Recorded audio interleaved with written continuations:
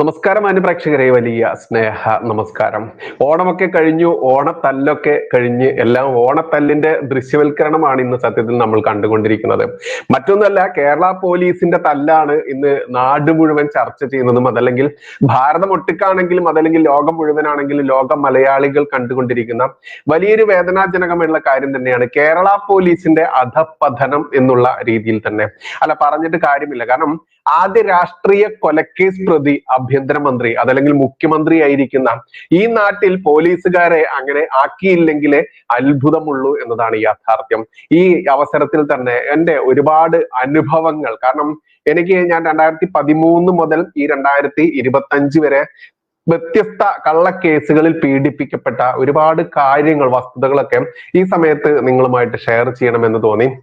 അതിലെനിക്ക് ഏറ്റവും വേദനാജനകമായിട്ട് വന്നതും എന്നാൽ തിരിച്ച് അതിനേക്കാൾ ഇരട്ടിയായിട്ട് എനിക്ക് കൊടുക്കാൻ പറ്റിയതും ഈ അവസാനം 2025 ഉണ്ടായിട്ടുള്ള കേസാണ്. അത് മറ്റൊന്നുമല്ല, തിരുവനന്തപുരം മേയറായിട്ടുള്ള ആര്യ രാജേന്ദ്രനെതിരെ ട്രോള് ചെയ്യാനോ വീഡിയോ ചെയ്യാനോ ഒന്നും ഈ മലയാള നാട്ടിൽ ആർക്കും അനുമതിയില്ല എന്നുള്ളതാണ് യാഥാർത്ഥ്യം.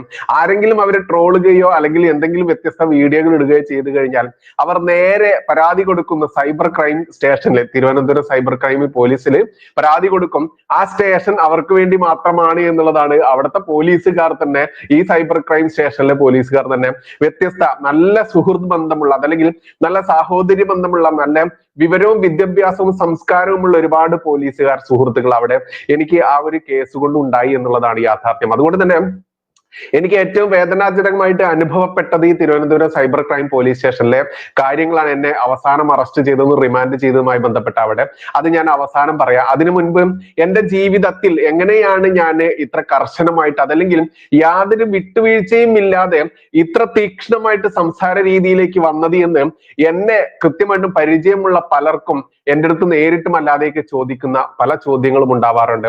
അവർക്കൊരു ഉത്തരം കൂടിയായിട്ടാണ് ഞാനിത് പറയുന്നത്. മറ്റൊന്നുമല്ല, 2013 എൻ്റെ അച്ഛൻ മരിക്കുന്നത്. കാരണം അച്ഛൻ മരിക്കുന്നത് വരെ കട്ട CPM ആയിരുന്നു, കട്ട സഖാവായിരുന്നു.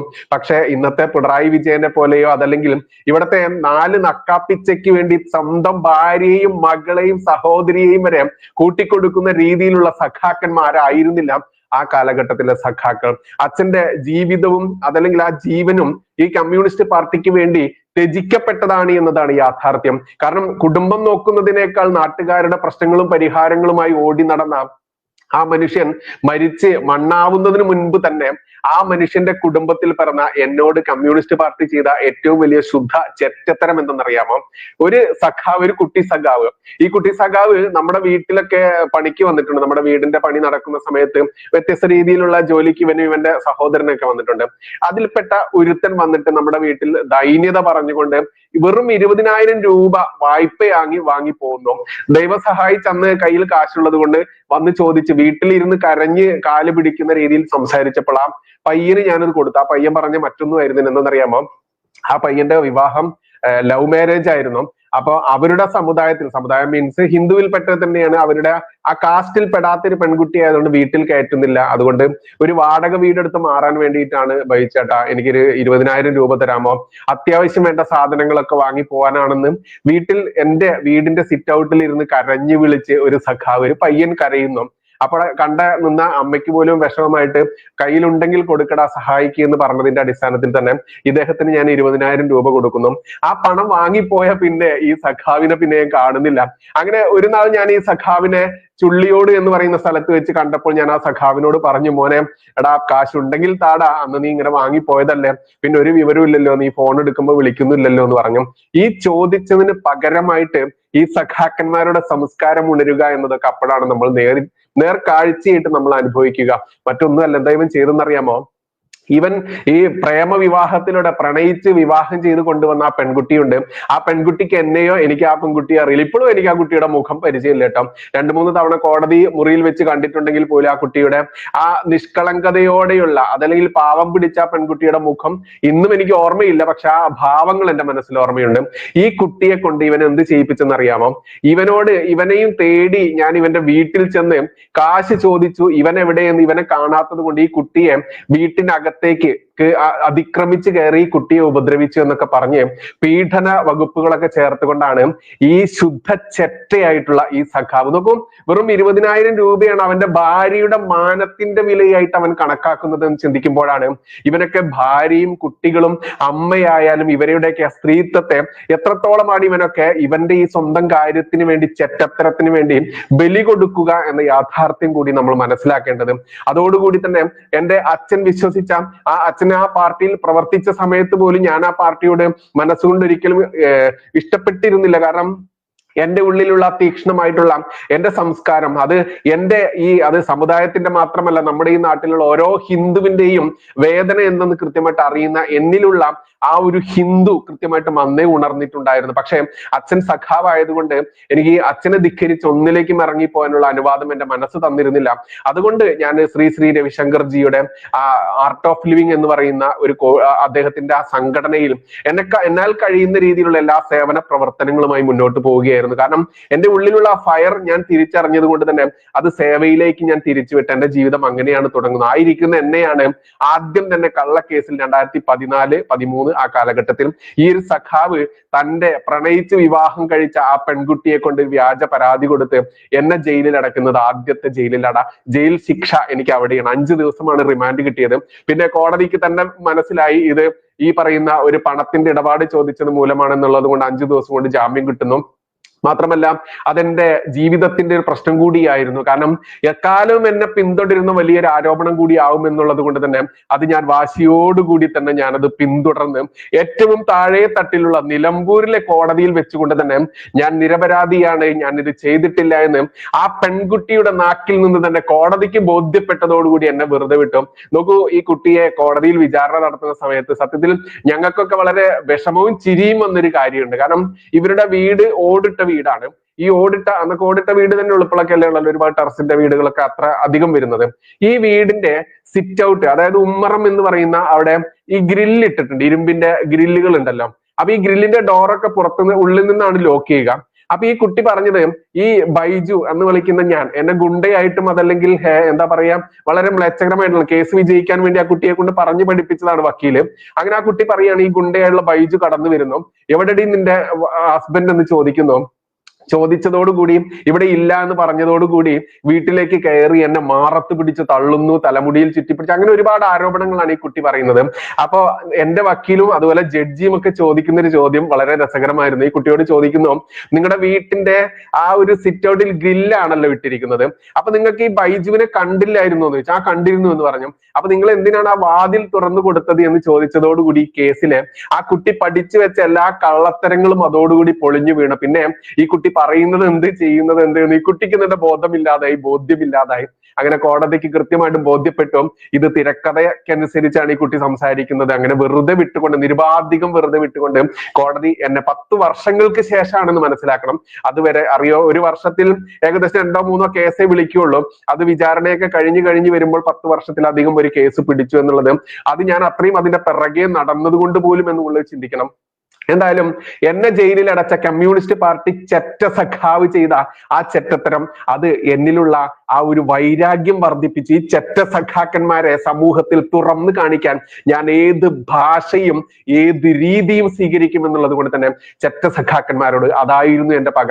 അതിനുശേഷം ഞാൻ എന്റെ ബിസിനസ് മലപ്പുറം ജില്ലയിൽ ഒന്നടങ്കം ഒരു പാക്കറ്റ് മിൽക്ക് പ്രൊഡക്ട്സ് ഉണ്ട്, കൗമ എന്ന് പറയുന്ന ഒരു കമ്പനിയുടെ. അത് പാലക്കാട് കൊഴിഞ്ഞമ്പാറയിൽ നിന്ന് വരുന്ന ഒരു കമ്പനിയാണ്. മിൽക്കുമായി ബന്ധപ്പെട്ട പാക്കറ്റ് മിൽക്കുമായി ബന്ധപ്പെട്ട ഒരുപാട് പ്രൊഡക്റ്റുകൾ അതിന്റെ മലപ്പുറം ജില്ലയിലെ ഡിസ്ട്രിബ്യൂഷനാണ് ഞാൻ ചെയ്തിരുന്നത്. അപ്പൊ ആ മലപ്പുറം ജില്ലയിൽ അത്യാവശ്യം നല്ല വോളിയത്തിൽ തന്നെ സെയിൽ നടത്തിയിരുന്ന എനിക്ക് ഒരു ശത്രുവായിട്ട് വന്നത് മറ്റാരും ആയിരുന്നില്ല, നിങ്ങൾക്ക് എല്ലാവർക്കും അറിയാം, സുഡാപ്പി തന്നെയാണ്. ഒരു മലപ്പുറം അരക്കുപറമ്പ് ആ ഭാഗത്തുള്ള ഒരു ജിഹാദി. ഈ ജിഹാദിക്ക് നമ്മുടെ കവച്ച് വെച്ചുകൊണ്ട് അവന്റെ വ്യാപാരം വളരുന്നില്ല എന്ന് കണ്ടപ്പോൾ ഇവൻ എനിക്കെതിരെ ഒരു വ്യാജ പരാതി കൊടുക്കുന്നു. ഇവന് 36,000 രൂപയേറ്റേ കൊടുക്കാനുണ്ടെന്നും പറഞ്ഞുകൊണ്ട് പരാതി കൊടുക്കുന്നു. ഈ പരാതി പ്രകാരം പോലീസ് അറസ്റ്റ് ചെയ്യുന്നു. അങ്ങനെ ഏകദേശം 3-4 ദിവസം റിമാൻഡ് ചെയ്യപ്പെടുന്നു. ആ കേസ് ഇവനെ എന്തോ അറിയില്ല, ഇവനെ ചോദ്യം ചെയ്യാൻ വിളിച്ചപ്പോൾ പോലും ഇവൻ ചെന്നില്ല, ഇവൻ മൊഴി കൊടുക്കാൻ ചെന്നില്ല, മാത്രമല്ല കോടതിയിൽ ഇവനെ ഹാജരായില്ല. അങ്ങനെ ഇവൻ 1.5-2 വർഷത്തോളം ഇങ്ങനെ നടന്നതുകൊണ്ട് തന്നെ ആ കേസ് എക്സ്പാർട്ടി ആയിട്ട് നമ്മൾക്ക് വെറുതെ വിട്ടുകൊണ്ടുള്ള വിധി 2 വർഷം കൊണ്ട് തന്നെ നമ്മൾക്ക് അത് കിട്ടുന്നു. കാരണം ഇവന് ഹാജരാവുകയോ ഒന്നും ചെയ്യാത്ത രീതിയിൽ. അപ്പൊ അവന്റെ ആ ഒരു അടിസ്ഥാനമായിട്ടുള്ള ആവശ്യം നമ്മളെ 2-3 ദിവസം ഇങ്ങനെ ബുദ്ധിമുട്ടിക്കുക എന്നുള്ളതായിരുന്നു. അതാണ് ഈ ജിഹാദികൾ, മുസ്ലിം ഭീകരന്മാരെ ഞാൻ പച്ചയ്ക്ക് പറയുമ്പോൾ ഇവന്റെയൊക്കെ മനസ്സിൽ, അത് പ്രത്യേകിച്ച് മലപ്പുറത്തെ ഒരു ഹിന്ദു നാമധാരിയോ ക്രിസ്ത്യൻ നാമധാരിയോ ഒക്കെ ബിസിനസ് ചെയ്യുന്നുണ്ടെങ്കിൽ അവരെ തകർക്കാൻ അവർ ഏത് മാർഗവും ഉപയോഗിക്കും. അതിന് കമ്മ്യൂണിസ്റ്റ് പാർട്ടിക്കാരൻ ചെയ്യുന്നത് ഇങ്ങനെയാണെങ്കിൽ ജിഹാദികൾ ഇങ്ങനെയാണ് ചെയ്യാം.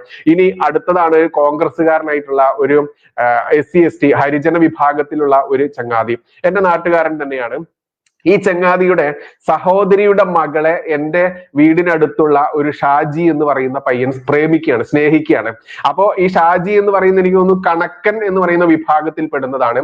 ഈ ഷാജി പ്രേമിച്ച കുട്ടി ചെറുമ എന്ന് പറയുന്ന വിഭാഗത്തിലുമാണ്. അപ്പൊ ഒരു ദിവസം ഈ ഷാജി പടവിനൊക്കെ പോകുന്നതാണ്, ഈ കരിങ്കല്ല് പടവിനും ആ പണിക്കൊക്കെ പോകുന്നത്. അപ്പൊ എൻ്റെ വീടിനടുത്തുള്ളതാണ്, നമ്മുടെ എല്ലാ പണികൾക്കൊക്കെ വരുന്ന പയ്യനാണ്. അപ്പൊ ഒരു ദിവസം ഷാജി എൻ്റെ അടുത്ത് വന്നിട്ട്, ബൈജു ചേട്ടാ, ഇങ്ങനെ ഞാൻ ഒരു കുട്ടിയായിട്ട് ഇഷ്ടത്തിലാണ്, അപ്പോ അവൾക്ക് വീട്ടുകാർ നിർബന്ധമായിട്ടൊരു വിവാഹം ആലോചിക്കുന്നു, അപ്പൊ എനിക്ക് ആ കുട്ടിയെ വിവാഹം കഴിച്ചാൽ കൊള്ളാമെന്നുണ്ട്. അപ്പൊ നമ്മൾ എന്ത് ചെയ്തു, രജിസ്റ്റർ ഓഫീസിൽ നിയമപരമായിട്ട് തന്നെ രജിസ്റ്റർ ഓഫീസിൽ വിവാഹം നടത്താൻ വേണ്ടിയുള്ള കാര്യങ്ങൾ ചെയ്യുന്നു. അതോടൊപ്പം തന്നെ ക്ഷേത്രത്തിൽ വെച്ച് വിവാഹം ചെയ്യുന്നു, രജിസ്റ്റർ ഓഫീസിൽ ബാക്കി ഫോർമാലിറ്റീസ് ചെയ്യുന്നു. അതിനുശേഷം ഇവർ രണ്ടുപേരെയും നമ്മൾ നമ്മുടെ സ്റ്റേഷൻ പരിധിയിൽ ഹാജരാക്കുന്നു. അങ്ങനെ തീർത്തും നിയമപരമായി തന്നെ ഇവർ വിവാഹ ജീവിതം ആരംഭിക്കുന്നു. പക്ഷേ ഇവർ രണ്ടുപേരും ഈ SC, OBC, ST/ST വിഭാഗത്തിൽ പെട്ടത് കൊണ്ട് തന്നെ പഞ്ചായത്തിൽ നിന്ന് ഇവർക്ക് വിവാഹത്തിന് ശേഷം എന്തോ സാമ്പത്തിക സഹായം കിട്ടുമത്രേ. അപ്പൊ ഈ പെൺകുട്ടി ഇവന്റെ കൂടെ ഇറങ്ങി പോകുന്നത് കൊണ്ട് തന്നെ ഈ പെൺകുട്ടി ഈ കുട്ടിയുടെ ആധാറോ അതല്ലെങ്കിൽ SLC ബുക്കിന്റെ കോപ്പി പോലും, ഒരു ഫോട്ടോ പോലും ഒന്നും കയ്യിലില്ലാതെയാണ് ഈ കുട്ടി ഇറങ്ങി വന്നത്. അതുകൊണ്ട് തന്നെ ആ കുട്ടിയുടെ അമ്മാവനായിട്ടുള്ള ഒരു വ്യക്തിയുണ്ട്, ആ വ്യക്തിയെ പോയിട്ട് ഞാൻ കാണുകയാണ്. ഈ ഷാജി വന്നിട്ട് പറയുന്നു, ബൈച്ചേട്ടാ, ഇങ്ങനെ ആ കുട്ടിയുടെ പേര് ഞാനിവിടെ പറയുന്നില്ല, ആ കുട്ടിയുടെ ആധാർ ഡോക്യുമെന്റ് ഒക്കെ നമുക്ക് വേണ്ടതുണ്ടായിരുന്നു, ഒന്ന് അദ്ദേഹത്തിന്റെ അമ്മാവന് വേണ്ടി സംസാരിക്കോ. അപ്പൊ എന്റെ ഭാര്യ അവളുടെ അമ്മയെ വിളിച്ച് സംസാരിച്ചപ്പോൾ അമ്മാവനോട് സംസാരിക്കാനാ പറഞ്ഞത്. അപ്പൊ അമ്മാവനോട് സംസാരിക്കാൻ ഒന്ന് വരുമോ എന്ന് ചോദിക്കുന്നു. അപ്പോ ഒട്ടേറെ നാട്ടിലുള്ള ഒരുപാട് വിഷയങ്ങളിലൊക്കെ ഇടപെട്ടുകൊണ്ട് തന്നെ നടക്കുന്ന ഒരു വ്യക്തി എന്നുള്ളത് കൊണ്ട് അദ്ദേഹം, ആ പയ്യൻ വന്ന് പറഞ്ഞത് കൊണ്ട് ഞാൻ ചെല്ലുന്നു. അങ്ങനെ ഈ ചങ്ങാതിയെ, എനിക്കെതിരെ പരാതി കൊടുത്ത്, അവന്റെ പേര് ഞാൻ ഇവിടെ പറയുന്നില്ല, ആ വ്യക്തിയെ വീട്ടിൽ ചെന്ന് കാണുന്നു. വീട്ടിൽ ചെന്ന് കാണുന്നതോടുകൂടി എനിക്ക് ഈ വ്യക്തിയെ മനസ്സിലാവുന്നു. കാരണം എന്റെ സഹോദരിയുമായിട്ട് ഒന്നിച്ച് പഠിച്ച ചങ്ങാതിയാണ് ഇവൻ. ഇവന്റെ അനിയനൊക്കെ നമ്മളുമായിട്ട് ഒന്നിച്ച് പഠിച്ചതാണ്. അങ്ങനെ ആ ഒരു പരിചയവും ബന്ധമൊക്കെ നേരിൽ കണ്ടപ്പോൾ അദ്ദേഹം പറഞ്ഞു, ബൈജു, നീ ഈ പ്രശ്നത്തിനൊന്നും കരുതേണ്ട, അത് ഞാൻ കൊടുത്തോളാം, ഞാൻ എന്തായാലും ഒന്ന് ആലോചിച്ചിട്ട്, പെങ്ങളുമായിട്ടൊന്ന് ആലോചിച്ചിട്ട് എത്രയും പെട്ടെന്ന് കുട്ടിയുടെ ഡോക്യുമെന്റ് തരാ എന്ന് പറഞ്ഞ് ഞങ്ങളെ സ്നേഹത്തോടെ ചായ സൽക്കാരം പോലും നടത്തി അവിടെ നിന്ന് പോരുന്നു. ഈ ചങ്ങാതി പ്രാദേശിക കോൺഗ്രസ് നേതാവുമായിരുന്നു ആ കാലത്ത്. അങ്ങനെ പോന്ന ഞാൻ പിന്നെ അതിനുശേഷം ഏകദേശം 2-3 ദിവസം കഴിഞ്ഞപ്പോൾ രാവിലെ പോലീസിന്, എന്റെ സ്റ്റേഷൻ പരിധിയിൽ പോലീസുകാരൻ വീട്ടിൽ വരുന്നു. നിങ്ങൾക്കെതിരെ പരാതി കൊണ്ട് വരണം എന്ന് പറയുന്നു. അങ്ങനെ ചെന്ന സമയത്ത് ഈ ചങ്ങാതി കൊടുത്തിരിക്കുക പരാതിയാണ്, ഇവന്റെ വീട് കയറി ഞങ്ങൾ ആക്രമിച്ചു. എന്നിട്ട് അപ്പൊ SC/ST കേസാണ്, അറിയാലോ, വീട് കയറി ആക്രമണം എന്ന് പറഞ്ഞു കഴിഞ്ഞാൽ ജാമ്യമില്ലാത്ത വകുപ്പ് പ്രകാരമാണ് കേസെടുത്തത്. അന്ന് അമൃതരംഗൻ എന്ന് പറയുന്ന ഒരു SI ഉണ്ട്, മുൻപ് നമ്മുടെ കൊച്ചിയിലുള്ള ഏതോ ഒരു സഖാവ്, അവരുടെ പേര് ഞാൻ മറന്നുപോയി, ആ സഖാവിനോടൊക്കെ പോയി പണി നോക്കടാ എന്നൊക്കെ പറഞ്ഞ് സോഷ്യൽ മീഡിയയിലൊക്കെ തിളങ്ങി നിന്ന രസയാണ് അമൃതരംഗൻ എന്ന് പറയുന്നത്. അദ്ദേഹത്തിന്റെ ഡ്യൂട്ടി ചെയ്തതാണ്. എന്തായാലും ഞങ്ങളെ രാത്രിയോട് കൂടിയിട്ട് ജഡ്ജിക്ക് മുൻപിൽ ഹാജരാക്കുന്നു, കോടതി സമയം കഴിഞ്ഞത് കൊണ്ട്. അന്ന് ഞാൻ ഇപ്പോഴും ഓർക്കുന്ന ആ ജഡ്ജിയുടെ, മഞ്ചേരിയിലുള്ള ജഡ്ജിയാണ്. നിലമ്പൂർ കോടതി ഒഴിവായത് കൊണ്ട്, ജഡ്ജി ഇല്ലാത്തത് കൊണ്ട് മഞ്ചേരിയാണ് കൊണ്ടുപോയത്. അതിൽ ഞാനും എൻ്റെ ഈ പറയുന്ന വേറൊരു സുഹൃത്ത്, ഈ ഷാജി പണിക്ക് പോകുന്ന പടവുകാരന്റെ ഒരു മേസ്തിരി ഉണ്ട്, ഒരു വിജയേട്ടൻ എന്ന് പറയും, ഞങ്ങൾ രണ്ടുപേരാ പ്രതി. ഞാൻ 1-ാം പ്രതി, 2-ാം പ്രതി വിജയൻ ചേട്ടൻ. അങ്ങനെ സുജിത്ത് എന്ന് പറയുന്ന ജഡ്ജിക്ക് മുമ്പിൽ ഞങ്ങൾ ഹാജരാക്കിയ സമയത്ത് വീട്ടിലാണ് ഹാജരാക്കിയത്. അതുകൊണ്ട് തന്നെ അദ്ദേഹത്തിന് എഴുത്തുകുത്തുകളൊക്കെ നടത്താൻ വേണ്ടി ഒരു സ്റ്റാഫിനെ അദ്ദേഹം ഫോൺ ചെയ്തപ്പോൾ, ചെറിയൊരു സമയം കിട്ടിയപ്പോൾ അദ്ദേഹം എന്റെ വക്കീലായിട്ടുള്ള യാസിർ എന്ന് പറയുന്ന എന്റെ സഹോദര തുല്യനായിട്ടുള്ള എന്റെ ക്ലാസ്മേറ്റ് കൂടിയായിട്ടുള്ള യാസിറാണ് എന്റെ വക്കീല്. അപ്പൊ യാസിറിനോട് ഓഫീസിലേക്ക് കയറിയിരിക്കാൻ ജഡ്ജി പറയുന്നു. അങ്ങനെ യാസിർ വക്കീൽ കയറിയിരിക്കുന്ന സമയത്ത് ഈ ജഡ്ജി, സുജിത്ത് എന്ന് പറയുന്ന ജഡ്ജി, അദ്ദേഹം ചോദിക്കുന്നു, എന്താണ് വക്കീലെ യഥാർത്ഥത്തിലുള്ള കാര്യം, ഇവരെ കണ്ടിട്ട് അങ്ങനെ ഇങ്ങനെ വീട് കയറി ആക്രമിച്ച കുടുംബത്തിൽപ്പെട്ട അതല്ലേ അത്തരത്തിലുള്ള ആളുകളല്ല എന്നുള്ള ബോധ്യം തോന്നുന്നു, എന്താ കാര്യം എന്ന് ചോദിക്കുന്നു. അപ്പോൾ യാസിർ വക്കീൽ ഈ ഉണ്ടായ ഇതുവരെയുള്ള കാര്യങ്ങൾ പറയുന്നു. ഈ കേസ് കൊടുത്തിരിക്കുന്ന ചങ്ങാതി, ഈ വാദിയായിട്ടുള്ള ആ വ്യക്തി, അയാളുടെ പെങ്ങളുടെ മകളെ വിവാഹം കഴിച്ചു കൊടുത്തത് മറ്റൊരാൾക്കാണ്, പ്രണയ വിവാഹമായിരുന്നു. ആ വിവാഹം നടത്തി കൊടുത്ത പ്രമുഖരാണ് ഈ രണ്ടുപേർ. അതിന് പ്രതികാരം എന്നുള്ള നിലയ്ക്കാണ്, വ്യാജ പരാതിയാണെന്ന് ബോധിപ്പിക്കുന്നു. ജഡ്ജിക്ക് ജാമ്യമില്ലാതെ അകത്തിടാനുള്ള വകുപ്പുണ്ടായിട്ടും ജഡ്ജി ഞങ്ങൾക്ക് ടെമ്പററി അന്ന് ജാമ്യം തരുന്നു, എന്നിട്ട് പെർമനന്റ്ലി കോടതിയിൽ നിന്ന് എടുക്കാൻ വേണ്ടിയിട്ട് 2 ദിവസത്തെ സാവകാശം തരുന്നു. അങ്ങനെ ഞങ്ങളെ ജയിലിൽ അടച്ചു കാണാൻ വേണ്ടി ആഗ്രഹിച്ച ജിഹാദികളും കമ്മ്യൂണിസ്റ്റ് നരഭോജികളും അവിടെ നിരാശരാകുന്നു. അതിനുശേഷം നമ്മൾ രാത്രിയോടുകൂടി വീട്ടിലേക്ക് എത്തുന്നു. അത് കഴിഞ്ഞ് അങ്ങനെ ഒട്ടേറെ കേസുകൾ. അവസാനം നിങ്ങൾക്കറിയാം, പെരിന്തൽമണ്ണ കഴിഞ്ഞ ഏകദേശം 1 വർഷം മുൻപ് പെരിന്തൽമണ്ണയിൽ ഒരു ഹോട്ടലുമായി ബന്ധപ്പെട്ട്, അതായത് ഹൈന്ദവ ദേവദേവി സങ്കല്പങ്ങളെ ചവിട്ടി അരയ്ക്കുക, അതല്ലെങ്കിൽ അത് ഉപയോഗിച്ചുകൊണ്ട് കച്ചവടം ചെയ്യുക എന്നുള്ള തന്ത്രം ഉപയോഗിക്കുന്ന ഒരു ജിഹാദി ഹോട്ടൽ. നിങ്ങൾക്ക് എല്ലാവർക്കും അറിയാം, പെരിന്തൽമണ്ണയോട് ചേർന്ന് അങ്ങാടിപ്പുറം എന്ന് പറയുന്ന ഒരു സ്ഥലമുണ്ട്. അവിടെ തിരുമാന്താംകുന്ന് ക്ഷേത്രമുണ്ട്, ദേവീ ക്ഷേത്രമുണ്ട്. പ്രധാനപ്പെട്ട ഒരു ക്ഷേത്രമാണ് കേരളത്തിലെ. ആ തിരുമാന്താംകുന്ന് ദേവീ ക്ഷേത്രത്തിൽ നിന്ന് വരുന്ന ആളുകളെ അട്രാക്ട് ചെയ്തുകൊണ്ട് ആര്യാസ് എന്നുള്ള പേരിൽ പ്യുവർ വെജിറ്റേറിയൻ എന്ന് പറഞ്ഞൊരു ഹോട്ടൽ, ഒരു സുഡാപ്പി നടത്തുന്നു. സുഡാപ്പി ഹോട്ടൽ നടത്തുന്നതിനും നമുക്ക് വിരോധമില്ല. അന്ന് എന്റെ വൈഫിന് നെറ്റ് എക്സാം ഉണ്ടായിരുന്നു. അപ്പൊ നെറ്റ് എക്സാമിന് 7 മണിയോടുകൂടി അവരെ സെന്ററിൽ കയറ്റിയതിനു ശേഷം ഞാൻ വെജിറ്റേറിയൻ ഫുഡ് കിട്ടുന്ന ഹോട്ടൽ എവിടെയെന്ന് നിയറസ്റ്റ് ചെക്ക് ചെയ്ത സമയത്താണ് ഈ സുഡാപ്പിയുടെ ഹോട്ടൽ കാണുന്നത്. അങ്ങനെ ഞാൻ ആര്യാസിൽ ചെല്ലുന്നു.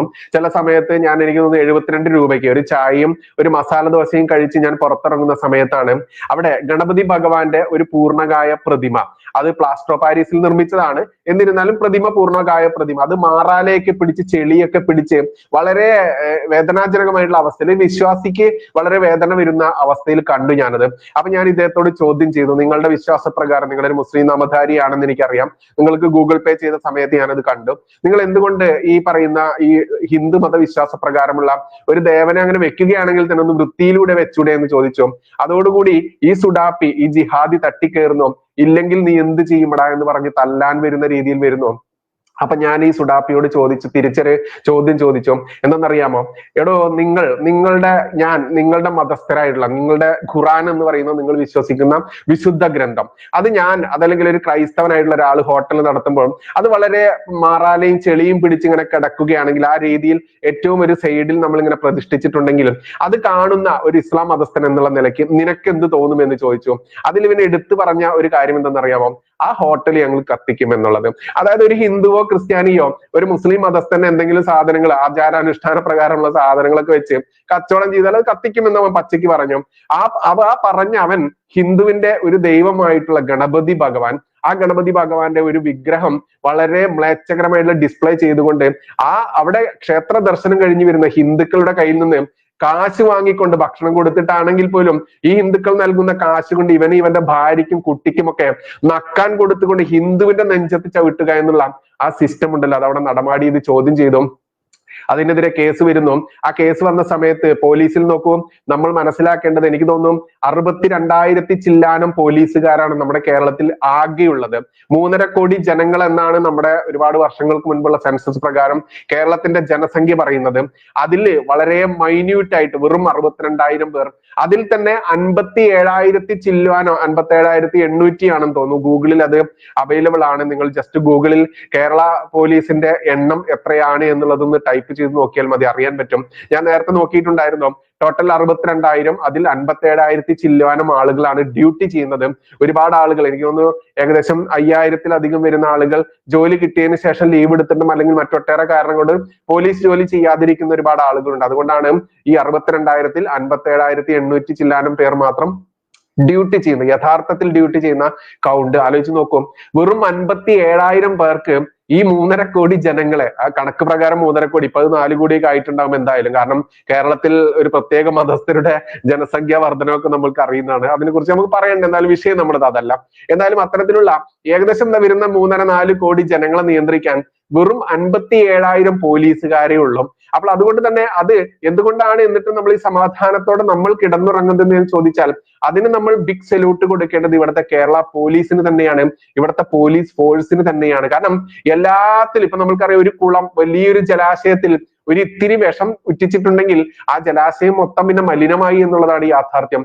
അതുകൊണ്ട് തന്നെ നാമമാത്രമായിട്ടുള്ള ക്രിമിനലുകളായിട്ടുള്ള ഈ ക്രിമിനൽ പോലീസുകാരുടെ പശ്ചാത്തലം നിങ്ങളൊന്ന് അന്വേഷിച്ച് നോക്കും.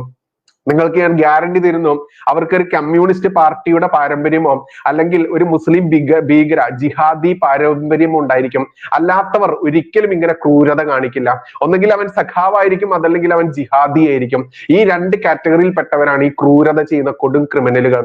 അത്തരത്തിൽ 2 വർഷം മുമ്പ് സുജിത്ത് എന്ന് പറയുന്ന യൂത്ത് കോൺഗ്രസിന്റെ, അദ്ദേഹം ഏത് രാഷ്ട്രീയമായിക്കോട്ടെ, എന്റെ രാഷ്ട്രീയമാണോ അദ്ദേഹത്തിന്റെ രാഷ്ട്രീയം എന്ന് നമ്മൾക്കൂടെ പരിശോധിക്കേണ്ട ആവശ്യമില്ല. എന്തായാലും സുജിത്ത് എന്ന് പറയുന്ന ആ പയ്യനെ, ആ സഹോദരനെ വളരെ മൃഗീയമായിട്ട് 5ഓളം പോലീസുകാർ, അതിൽ ഒരു എസ് ഐ ഉണ്ട്, നുഹ്മാൻ എന്ന് പറയുന്ന ഒരു മുസ്ലിം നാമധാരിയായിട്ടുള്ള ഒരു സുഡാപ്പി, അങ്ങനെ 5ഓളം പോലീസുകാർ, അതിൽ ഒരാൾ തട്ടിപ്പോയെന്ന് തോന്നുന്നു. എന്തായാലും ഇപ്പൊ 4 പേരെ കാണുന്നുള്ളൂ. ഇപ്പൊ ഏറ്റവും അവസാനം വാർത്ത വന്നു, ഈ 4 പിരിച്ചുവിടാനുള്ള നിയമോപദേശം പിണറായിന്റെ സർക്കാർ നേടി എന്നുള്ളതൊക്കെ. അപ്പോൾ വരും മണിക്കൂറുകളിൽ അതല്ലെങ്കിൽ നാളെയൊക്കെ ബ്രേക്കിംഗ് ന്യൂസ് ആയിട്ട് ചാനലുകളിൽ കാണാൻ പറ്റും ഈ 4 പിരിച്ചുവിട്ടു എന്നുള്ളത്. അതായത് യൂണിഫോം അഴിച്ചു വെച്ചുകൊണ്ട് വീട്ടിലിരിക്കുന്ന ആ ചെറ്റകളായിട്ട് 4 നമുക്ക് കാണാനുള്ള ഭാഗ്യം ഏറ്റവും അടുത്ത മണിക്കൂറിൽ തന്നെ ഉണ്ടാവട്ടെ എന്ന് നമുക്ക് ആശംസിക്കാം. എന്തായാലും ഈ ഹോട്ടൽ വിഷയത്തിൽ അങ്ങനെ പെരിന്തൽമണ്ണ പോലീസ് കേസെടുക്കുന്നു. ഞാൻ ഈ കേസിന്റെ വിവരം അറിയുന്നു. അപ്പോൾ ആ കേസിൽ എന്നെ അറസ്റ്റ് ചെയ്യാൻ വന്ന ഒരു ഉദ്യോഗസ്ഥൻ എന്റെ അടുത്ത് ചോദിച്ചൊരു കാര്യമുണ്ട്. എന്തെന്നറിയാമോ? ബൈജു, നിങ്ങൾക്ക് ഈ വിവരം കിട്ടിയിരുന്നില്ലേ എന്ന് ചോദിച്ചു. ഞാൻ പറഞ്ഞു, കിട്ടിയിരുന്നു സർ. എന്തുകൊണ്ട് നിങ്ങളൊന്ന് മാറി നിന്നില്ല? അത് നോക്കൂ, അറസ്റ്റ് ചെയ്യാൻ വന്നൊരു പോലീസ് ഉദ്യോഗസ്ഥനാണ് ചോദിക്കുന്നത്. മാറി നിന്നില്ല, അതല്ലെങ്കിൽ മുൻകൂർ ജാമ്യത്തിന് ശ്രമിച്ചില്ല എന്നുള്ളത്. അതായത് ഇത്രയും തീക്ഷ്ണമായിട്ട്, ഇത്രയും വികാരപരമായിട്ട് തന്നെ ചാനലുകളിലും അല്ലെങ്കിൽ സോഷ്യൽ മീഡിയയിൽ ഇടപെടുന്ന എന്നോട് അത്രയും ബഹുമാനത്തോടു കൂടി, സ്നേഹത്തോടു കൂടി ആ പോലീസ് ഉദ്യോഗസ്ഥൻ ചോദിക്കുമ്പോൾ, എത്രയോ നല്ല നല്ല ഒരുപാട് ഉദ്യോഗസ്ഥന്മാർ നമ്മുടെ ഇടയിലുണ്ട്, ഈ പോലീസ് സേനയിൽ ഉണ്ട് എന്ന് നമ്മൾ മനസ്സിലാക്കേണ്ടതുണ്ട്. അപ്പോൾ അദ്ദേഹത്തോട് ഞാൻ പറഞ്ഞു, സർ, ഞാൻ മുൻകൂർ ജാമ്യത്തിന്റെ കാര്യങ്ങൾ FIR നമ്പർ അടക്കം കൊടുത്ത് അന്വേഷിച്ചതാണ്. അപ്പോൾ എനിക്ക് കിട്ടിയ ഉപദേശപ്രകാരം ഇത് മുൻകൂർ ജാമ്യം സുപ്രീം കോടതിയിൽ പോയാലും കിട്ടില്ല, അമ്മാതിരി വകുപ്പുകളാണ് ചാർത്തിയിട്ടുള്ളത്. അതുകൊണ്ട് പിടികൊടുത്തിട്ട് റിമാൻഡിന് ശേഷം നമുക്ക് കോടതിയിൽ ശ്രമിക്കാം എന്നുള്ള രീതിയിലാണ് ഞാൻ നിങ്ങളെ കാത്തിരിക്കുക തന്നെയായിരുന്നു എന്ന് പറഞ്ഞ് ഞാൻ അങ്ങനെ അറസ്റ്റ് വരിക്കുന്നു. ആ അറസ്റ്റ് വരിച്ച സമയത്ത് ഞാൻ ഈ ടീഷർട്ട് ഞാൻ ഇന്ന് ആകസ്മികമായിട്ട് ഇട്ടതാണെങ്കിൽ പോലും ഈ ടീഷർട്ട് തന്നെയായിരുന്നു ഞാൻ അന്ന് അണിഞ്ഞിരുന്നത്. ഒരു നീല ജീൻസും ഈ ടീഷർട്ടും. അന്ന് വിലങ്ങ് വെച്ച കൈകളിൽ ചിരിയോടുകൂടി ഞാൻ ഈ പോലീസുകാരെയും അതല്ലെങ്കിൽ വന്ന മാധ്യമങ്ങളോടും ഒക്കെ സംസാരിക്കുന്നതും ചിരിയോടുകൂടി അറസ്റ്റ് വരിക്കുക തന്നെ ചെയ്തതാണ്. നിങ്ങൾ അറിഞ്ഞു, വരിക്കുക എന്ന് പറഞ്ഞാൽ വിവാഹം എന്നുള്ള അർത്ഥം ഉണ്ടല്ലോ, അത് സ്നേഹത്തോടു കൂടി വരിച്ച് തന്നെയാണ് ഞാൻ. കാരണം മറ്റൊന്നുമല്ല, നമ്മളൊക്കെ ഈ മേഖലയിലേക്ക് വന്നത് പൊന്നും പട്ടും വളയിട്ട് നമ്മളെയൊക്കെ സ്വീകരിക്കുമെന്ന് കരുതിയിട്ടല്ല. ഈ ഇത്രയും കല്ലും മുള്ളും നിറഞ്ഞ പാതയിലൂടെ തന്നെയാണ് നമ്മുടെ യാത്രകളെന്ന് തീർത്തും ബോധ്യമുള്ളത് കൊണ്ട് തന്നെയാണ്. അതുകൊണ്ട് തന്നെ ഏത് പോലീസ് വന്നാലും, എത്രത്തോളം ക്രൂരമായുള്ള പീഡനങ്ങൾ നമ്മൾക്ക് മേൽ അവർ എന്തൊക്കെ ചെയ്തു കഴിഞ്ഞാലും, ഒരിക്കലും നമ്മൾ ഈ ഏറ്റെടുത്തിട്ടുള്ള ഉത്തരവാദിത്വം, നമ്മൾ സഞ്ചരിച്ചു കൊണ്ടിരിക്കുന്ന ഈ പാതയിൽ നിന്ന് ഒരു ഇഞ്ച് പോലും ഒരു ഇത്തിരി പോലും വ്യതിചലിക്കില്ല എന്നുള്ളത് യാഥാർത്ഥ്യമാണ്. ആ രീതിയിൽ തന്നെയാണ് നമ്മൾ പോവുക. അതുകൊണ്ട് എത്ര പോലീസ് മുറകൾ അനുഭവിച്ചു കഴിഞ്ഞാലും ഒരിക്കലും എന്റെ ഈ തീക്ഷ്ണതയ്ക്കോ എന്റെ നിലപാടുകൾക്കോ ചെറിയൊരു വെള്ളം ചേർക്കൽ പോലും നിങ്ങൾ പ്രതീക്ഷിക്കേണ്ട. തീക്ഷ്ണത കൂടി വരിക മാത്രമേ ചെയ്യുകയുള്ളൂ. കഴിഞ്ഞ ദിവസം മേലാറ്റൂർ എന്ന് പറയുന്ന സ്ഥലം, ആ സ്ഥലത്തെ ഒരു അനിരുദ്ധൻ എന്നാണ് തോന്നുന്നു, അനിരുദ്ധൻ എന്ന് പറയുന്ന നമ്മുടെ ഒരു സഹോദരൻ, ആ സഹോദരൻ എന്റെ ചാനൽ നമ്പറിൽ വിളിച്ചിട്ട് എന്റെ അടുത്ത് സംസാരിച്ചൊരു കാര്യമുണ്ട്. അദ്ദേഹം പറഞ്ഞു, ബൈചേട്ടാ, ചേട്ടൻ കുറെ തീക്ഷ്ണത കുറയ്ക്കണം, തീവ്രത കുറയ്ക്കണം, ചേട്ടൻ ഇനിയൊരു കേസിലൊന്നും പെടാതെ ഇരിക്കാൻ അത് ആഗ്രഹമുള്ളത് കൊണ്ടാണ് ചേട്ടാ. സ്നേഹത്തോടെ വളരെ ബഹുമാനത്തോടെ ആ സഹോദരൻ സംസാരിച്ചു. അപ്പോൾ ഞാൻ അദ്ദേഹത്തോട് പറഞ്ഞു, ശരി, നമുക്ക് ശ്രമിക്കാം എന്ന് പറഞ്ഞു. പക്ഷേ അത്തരത്തിൽ ഒരുപാട് ചോദ്യങ്ങൾ വരുന്നത് കൊണ്ട് തന്നെ, അതല്ലെങ്കിൽ ഉപദേശങ്ങൾ വരുന്നത് കൊണ്ട് തന്നെ അവരോട് എല്ലാവരോടും പറയാനുള്ളത്, നോക്കൂ, എന്റെ സിരകളിൽ ഓടുന്നത് സത്യസന്ധനായിട്ടുള്ള ധർമ്മിഷ്ഠനായിട്ടുള്ള എൻ്റെ അച്ഛന്റെ രക്തമാണ്. അതുകൊണ്ട് തന്നെ എന്നിൽ നിന്ന് ഒരു വിട്ടുവീഴ്ചയും ആരും പ്രതീക്ഷിക്കരുത്, ഒരു തീക്ഷ്ണത കുറവും ആരും പ്രതീക്ഷിക്കരുത്. എൻ്റെ രീതികൾ ഇതാണ് എന്ന് എനിക്ക് തീർത്തും ബോധ്യമുണ്ട്. എനിക്ക് ഇത്തരത്തിലെ പെരുമാറാനും പോവാനും സഞ്ചരിക്കാനും എൻ്റെ കാലടികൾ വെക്കാനും ആവുകയുള്ളൂ എന്ന ബോധ്യമുണ്ട്. അതുകൊണ്ട് എന്നിൽ നിന്ന് ഇത് മാത്രം പ്രതീക്ഷിച്ചിട്ട് മാത്രമേ നമ്മുടെ ചാനലിൽ എന്നെ കേൾക്കാൻ നിങ്ങൾ വരാൻ പാടുള്ളൂ. കാരണം ഇത് കലിയുഗമാണ്. എന്താ കലിയുഗത്തിന്റെ പ്രത്യേകത? നോക്കൂ, എത്രയൊക്കെ നമ്മൾ തീക്ഷ്ണമായി പറഞ്ഞാൽ പോലും ഹിന്ദു എന്ന് പറയുന്ന ആ സമുദായത്തിൽപ്പെട്ട അടിമകളായിട്ടുള്ള അല്ലെങ്കിൽ മണ്ടന്മാരെന്നൊക്കെ നമ്മൾ വിളിക്കാറുണ്ട് ഹിന്ദുക്കളെ. എന്നാൽ അവരെ ഞാൻ അങ്ങനെ വിളിക്കുന്നില്ല. അവരുടെ തലയിലേക്ക് ഇച്ചിരിയെങ്കിലും വെളിച്ചം കയറണം എന്നുണ്ടെങ്കിൽ ഇതിലും അധികം തീക്ഷ്ണമായി കാര്യങ്ങൾ പച്ചയ്ക്ക് പറയുമ്പോഴേ എപ്പോഴെങ്കിലും ഇവന്റെ തലയിലെ ആ ട്യൂബ് ലൈറ്റ് ഒന്ന് കത്തുകയുള്ളൂ. ആ ട്യൂബ് ലൈറ്റ് കത്താൻ വേണ്ടി നമ്മൾ തീക്ഷ്ണത കൂട്ടുകയല്ലാതെ കുറച്ചു കഴിഞ്ഞാൽ അവൻ ആ ട്യൂബ് ലൈറ്റ് കത്തില്ല. ആ ലൈറ്റ് കത്തുന്നത് വരെ അതാണ് ഒരാൾക്കെങ്കിലും ആയിക്കഴിഞ്ഞാൽ, ഒരാളെങ്കിലും ആ ലൈറ്റ് കത്തിക്കഴിഞ്ഞാൽ നമ്മൾ വിജയിച്ചു എന്നുള്ളതാണ് യാഥാർത്ഥ്യം. അത്തരത്തിലുള്ള ഒരുപാട് ആളുകൾ നമ്മളെ വിളിക്കാറുണ്ട്, ചേട്ടാ ഞാൻ കമ്മ്യൂണിസ്റ്റ് പാർട്ടിയിലായിരുന്നു, ചേട്ടാ ഞാൻ മറ്റൊരു സംഘടനയിലായിരുന്നു, വ്യത്യസ്ത പേരുകളിലും സംഘടനകളിലും പെട്ട ആളുകൾ വിളിച്ചിട്ട് നമ്മോട് പറയാറുണ്ട്, എന്നും സ്ഥിരമായിട്ട് കേൾക്കാറുണ്ട് ചേട്ടാ, ഈ പച്ചയ്ക്ക് പറയുന്ന കാര്യങ്ങൾ ഞാൻ ശ്രദ്ധിക്കാറുണ്ട്. എത്രയോ തവണ കേട്ടപ്പോൾ ആദ്യമൊക്കെ എനിക്ക് നിങ്ങളോട് ദേഷ്യവും വെറുപ്പും ഒക്കെ വന്നിരുന്നു. ഈ കേരളത്തിൽ തമ്മിൽ തല്ലിക്കാൻ വേണ്ടിയിട്ടാണ് നിങ്ങൾ ഇത് ചെയ്തതെന്ന തോന്നലും ബോധ്യവും ഒക്കെ എനിക്ക് വന്നിരുന്നു. പക്ഷെ ഇപ്പോൾ ഞാൻ മനസ്സിലാക്കുന്നു ചേട്ടാ, എനിക്ക് എന്റെ ജീവിതത്തിൽ ഒരു അനുഭവം വന്നു എന്നൊക്കെ പറഞ്ഞുകൊണ്ട് പലരും നമ്മളെ വിളിക്കാറുണ്ട്. അത്തരത്തിൽ ആ മാറ്റം വന്നതുകൊണ്ട് തന്നെയാണ് തൃശ്ശൂരിൽ സുരേഷ് ഗോപി സാർ MP ആയതും. മാത്രമല്ല, കഴിഞ്ഞ ലോക്സഭാ തിരഞ്ഞെടുപ്പിൽ ഏകദേശം 40ഓളം മണ്ഡലങ്ങളിൽ, നിയമസഭാ മണ്ഡലങ്ങൾ കണക്ക് കൂട്ടുകയാണെങ്കിൽ BJP 1ാം സ്ഥാനത്ത് വന്നിട്ടുണ്ടായിരുന്നു എന്നുള്ളതും, BJPക്ക് കേരളം അപ്രാപ്യമല്ല എന്നുള്ളത് നരേന്ദ്രമോദിജിയും അമിത്ഷായും അടക്കം വിശ്വസിച്ചതും ഈ വോട്ടിംഗ് ശരാശരിയുടെ അതല്ലെങ്കിൽ BJP നേടിയിട്ടുള്ള വളർച്ച എത്രത്തോളം ഉണ്ട് എന്ന് കണ്ടതുകൊണ്ട് തന്നെയാണ്. അതുകൊണ്ട് തന്നെ ഈ കേരളം BJP പിടിക്കില്ല, BJP ഇവിടെ കേരളം ഭരിക്കില്ല, അതല്ലെങ്കിൽ ചാണകം ചവിട്ടില്ല എന്നൊക്കെ പറഞ്ഞ് അമേധ്യത്തിൽ വീണുകൊണ്ട് ഉരുളുന്ന കമ്മ്യൂണിസ്റ്റുകാരനും കോൺഗ്രസ്സുകാരനും ജിഹാദികളും ഒക്കെ മനസ്സിലാക്കുക, കേരളം ഒരു നാൾ പിടിക്കുക തന്നെ ചെയ്യും. കാരണം ഭാരതത്തിൽ വെറും 2 സീറ്റ് ഉണ്ടായിരുന്ന സ്ഥാനത്ത് നിന്നും മൃഗീയമായി നരേന്ദ്രമോദിജി 3ാം തവണയും ഇവിടെ ഭാരതം ഭരിക്കുന്നുണ്ടെങ്കിൽ, ലോകരാഷ്ട്രങ്ങൾ അദ്ദേഹത്തെ അംഗീകരിച്ച് ലോക നേതാവായിട്ട് അംഗീകരിക്കുന്നുണ്ടെങ്കിൽ, കൃത്യമായിട്ട് കേരളം എന്ന് പറയുന്ന പാവയ്ക്ക പോലെയുള്ള ഇസ്ലാമിക ജിഹാദികളുടെ കളിത്തൊട്ടിലായിട്ടുള്ള ഈ നാട്ടിലെ ഹിന്ദുവും ഈ നാട്ടിലെ ക്രിസ്ത്യാനിയും ഒരു നാൾ സത്യം തിരിച്ചറിയുക തന്നെ ചെയ്യും. കാരണം സത്യം ചെരുപ്പിടുമ്പോഴേക്കും നുണ ലോകം ചുറ്റിയിരിക്കുമെന്നുള്ള ആ നുണയുടെ ലോകം ചുറ്റലാണ് ഇപ്പോൾ നടന്നുകൊണ്ടിരിക്കുന്ന ഇവിടത്തെ ഇടതും വലതും മാറി മാറി ഭരിച്ച് ഈ കേരളത്തെ ഈ രീതിയിലേക്ക് കുട്ടിച്ചോറാക്കി മാറ്റിയത്. അതുകൊണ്ട് തന്നെ അങ്ങനെ പെരിന്തൽമണ്ണ സ്റ്റേഷനിൽ നിന്നും പോലീസ് വരുന്നു, അറസ്റ്റ് ചെയ്യുന്നു. അതിൽ 16 ദിവസമാണ് റിമാൻഡ് ചെയ്യപ്പെട്ടത്. പക്ഷേ അന്ന് അറസ്റ്റ് ചെയ്യാൻ വന്നുള്ള പോലീസ് സേനയിലുള്ള ആളുകൾ പോലും നമ്മളോട് ഇത്തരത്തിൽ സംസാരിക്കണമെന്നുണ്ടെങ്കിൽ എന്തായിരിക്കും അവരുടെയൊക്കെ ചേതോവികാരം എന്ന് ചിന്തിക്കേണ്ടതുണ്ട്. അതിൽപ്പെട്ട ഒരു പോലീസുകാരനെ ഞാൻ കഴിഞ്ഞ ആഴ്ച ഞാനൊരു വിവാഹ സൽക്കാരത്തിൽ പങ്കെടുത്ത സമയത്ത് അദ്ദേഹത്തെ, ഒരു പോലീസുകാരനെ ഞാൻ കണ്ടു. അദ്ദേഹം റിട്ടയർ ആയിരിക്കുന്നു. അദ്ദേഹം എൻ്റെ അടുത്ത് വന്നിട്ട് ചോദിച്ചു, ബൈജു എന്നെ അറിയൂ എന്ന് ചോദിച്ചു. ഞാൻ പറഞ്ഞു, ഇല്ല സർ, പോലീസ് ആണെന്ന് എനിക്കറിയാം, കാരണം അങ്ങയുടെ ഭാവ രൂപാധികളൊക്കെ കണ്ടതുകൊണ്ട് എനിക്ക് മനസ്സിലാവുന്നു പോലീസാണ് എന്നുള്ളത്. മാത്രമല്ല, ആ വിവാഹം നടക്കുന്നത് റിട്ടയർഡ് പോലീസുകാരന്റെ മകന്റെ വിവാഹമാണ്. അതുകൊണ്ട് ഒരുപാട് റിട്ടയർഡ് പോലീസുകാർ അവരുടെ ആ ഒരു ഹെയർ സ്റ്റൈലും അവരുടെ നടപ്പും ഭാവവും ഒക്കെ കണ്ടാൽ നമുക്ക് അറിയുമല്ലോ. അങ്ങനെ അദ്ദേഹം വന്നിട്ട് പറയുന്നു, ബൈജു ഞാൻ സർവീസിലുള്ള സമയത്ത് ഞങ്ങളുടെ ഡ്യൂട്ടി ആയതുകൊണ്ട് തന്നെ നിങ്ങൾക്കെതിരെ നമ്മൾക്ക് ഒരുപാട് കാര്യങ്ങൾ ചെയ്യേണ്ടി വന്നിട്ടുണ്ട്. പക്ഷെ അതിൽ ഞാൻ ഇന്ന് അങ്ങയോട് സദയം ക്ഷമ ചോദിക്കുകയാണ്. ഞാൻ പറഞ്ഞു, സർ അതിന്റെ ഒന്നും ആവശ്യമില്ല, കാരണം ഞാൻ ചെയ്യുന്നത് എന്റെ ഡ്യൂട്ടിയാണ്, അങ്ങ് ചെയ്യുന്നത് അങ്ങയുടെ ഡ്യൂട്ടിയാണെന്ന് കേട്ടപ്പോൾ അദ്ദേഹം എന്റെ കൈകൾ കൂട്ടിപ്പിടിച്ചുകൊണ്ട് ഒരുപാട് നേരം പിടിച്ചു നിന്നു. എന്നിട്ട് അദ്ദേഹത്തിന്റെ ഭാര്യയ്ക്ക് എന്നെ പരിചയപ്പെടുത്തി കൊടുത്തു. എന്നിട്ട് പറഞ്ഞു, ബൈജു പറയുന്ന കാര്യങ്ങൾ 150-200% ശരിയാണ്. പക്ഷെ നിയമത്തിന്റെ വഴികളിലൂടെ ഞങ്ങൾക്ക് കിട്ടുന്ന ഒബേ അനുസരിക്കുക എന്നുള്ളത് മാത്രമാണ് ഞങ്ങളുടെ ഡ്യൂട്ടി. അനുസരിക്കുന്ന വെറും അടിമകളാണ് ഞങ്ങൾ. ആ അടിമകൾ ഞങ്ങൾ ചെയ്യുന്ന തെറ്റുകളാണ് നിങ്ങളെ പോലെയുള്ള ഇത്തരത്തിൽ സത്യസന്ധമായിട്ട് ധർമ്മത്തിന് വേണ്ടി പോരാടുന്ന ആളുകൾക്കെതിരെ ഇത്തരത്തിൽ നിയോഗിക്കപ്പെടുന്ന ആളുകൾ, ഡ്യൂട്ടിക്ക് നിയോഗിക്കപ്പെട്ട് നിങ്ങൾക്കെതിരെ ആക്ഷൻ എടുക്കേണ്ടി വരുന്ന വ്യക്തികൾ. അതുകൊണ്ട് സദയം ക്ഷമിക്കണേ എന്ന് പറയുന്ന പോലീസുകാരും നമ്മൾക്കിടയിലുണ്ട്. അങ്ങനെ പെരിന്തൽമണ്ണ പോലീസിൽ 16 ദിവസങ്ങൾക്ക് ശേഷം ജാമ്യം കിട്ടി പുറത്തു വരുന്നു. നോക്കൂ, എനിക്ക് അത്ഭുതം എന്ന് പറയാൻ ഇപ്പൊ ആ കേസ് എന്താവുമെന്ന് എനിക്ക് അറിയില്ല. കാരണം കോടതിയിൽ ഇതുവരെ ആ കേസ് എത്തിയിട്ടില്ല, എനിക്ക് ഇതുവരെ സമൻസ് വന്നിട്ടില്ല. ഇപ്പോഴും ഞാൻ പെരിന്തൽമണ്ണ സ്റ്റേഷനിൽ 1-2 തവണ വിളിച്ച് ചോദിച്ചു. ഏകദേശം 1.5 വർഷം കഴിഞ്ഞു. ഈ ഡിസംബർ ആയി കഴിഞ്ഞാൽ 2 വർഷം ആവാൻ നിൽക്കുന്ന ഒരു കേസാണ്. ഇതുവരെ കോടതിയിൽ നിന്ന് എനിക്കൊരു സമൻസ് വന്നിട്ടില്ല. ഇനി ഈ കേസിൽ നിന്നും ആ വാദിക്കാരൻ കണ്ടം വഴി ഓടിയോ എന്നും എനിക്കൊരു സംശയമുണ്ട്. എന്തായാലും അത് വരുമെന്ന് പ്രതീക്ഷിക്കുന്നു. അങ്ങനെ പോലീസ് സംവിധാനത്തിൽ പിന്നെ ജയിലിൽ നിന്ന് കേൾക്കുമ്പോഴേക്കും ഭയന്ന് ഉടുമുണ്ടിൽ മുള്ളുന്ന ആളുകൾക്ക് പറഞ്ഞതൊന്നും അല്ല നമ്മളൊക്കെ ചെയ്യുന്ന ഈ പരിപാടി. കാരണം ജയിൽ തടവറയായാലും പോലീസ് 3ാം മുറയായാലും എല്ലാം അനുഭവിക്കാൻ തയ്യാറായിക്കൊണ്ട് തന്നെയാണ് നമ്മളൊക്കെ കച്ച കെട്ടി തന്നെ ധർമ്മത്തിന് വേണ്ടി സത്യങ്ങൾ പച്ചയ്ക്ക് ഒരു വെള്ളം ചേർക്കലും ഇല്ലാതെ ഇങ്ങനെ വിളിച്ചു പറയാൻ വേണ്ടി ഇറങ്ങിയത്. അതുകൊണ്ട് നമ്മുടെ പാതകൾ സുഗമമാവില്ല എന്നറിയാം.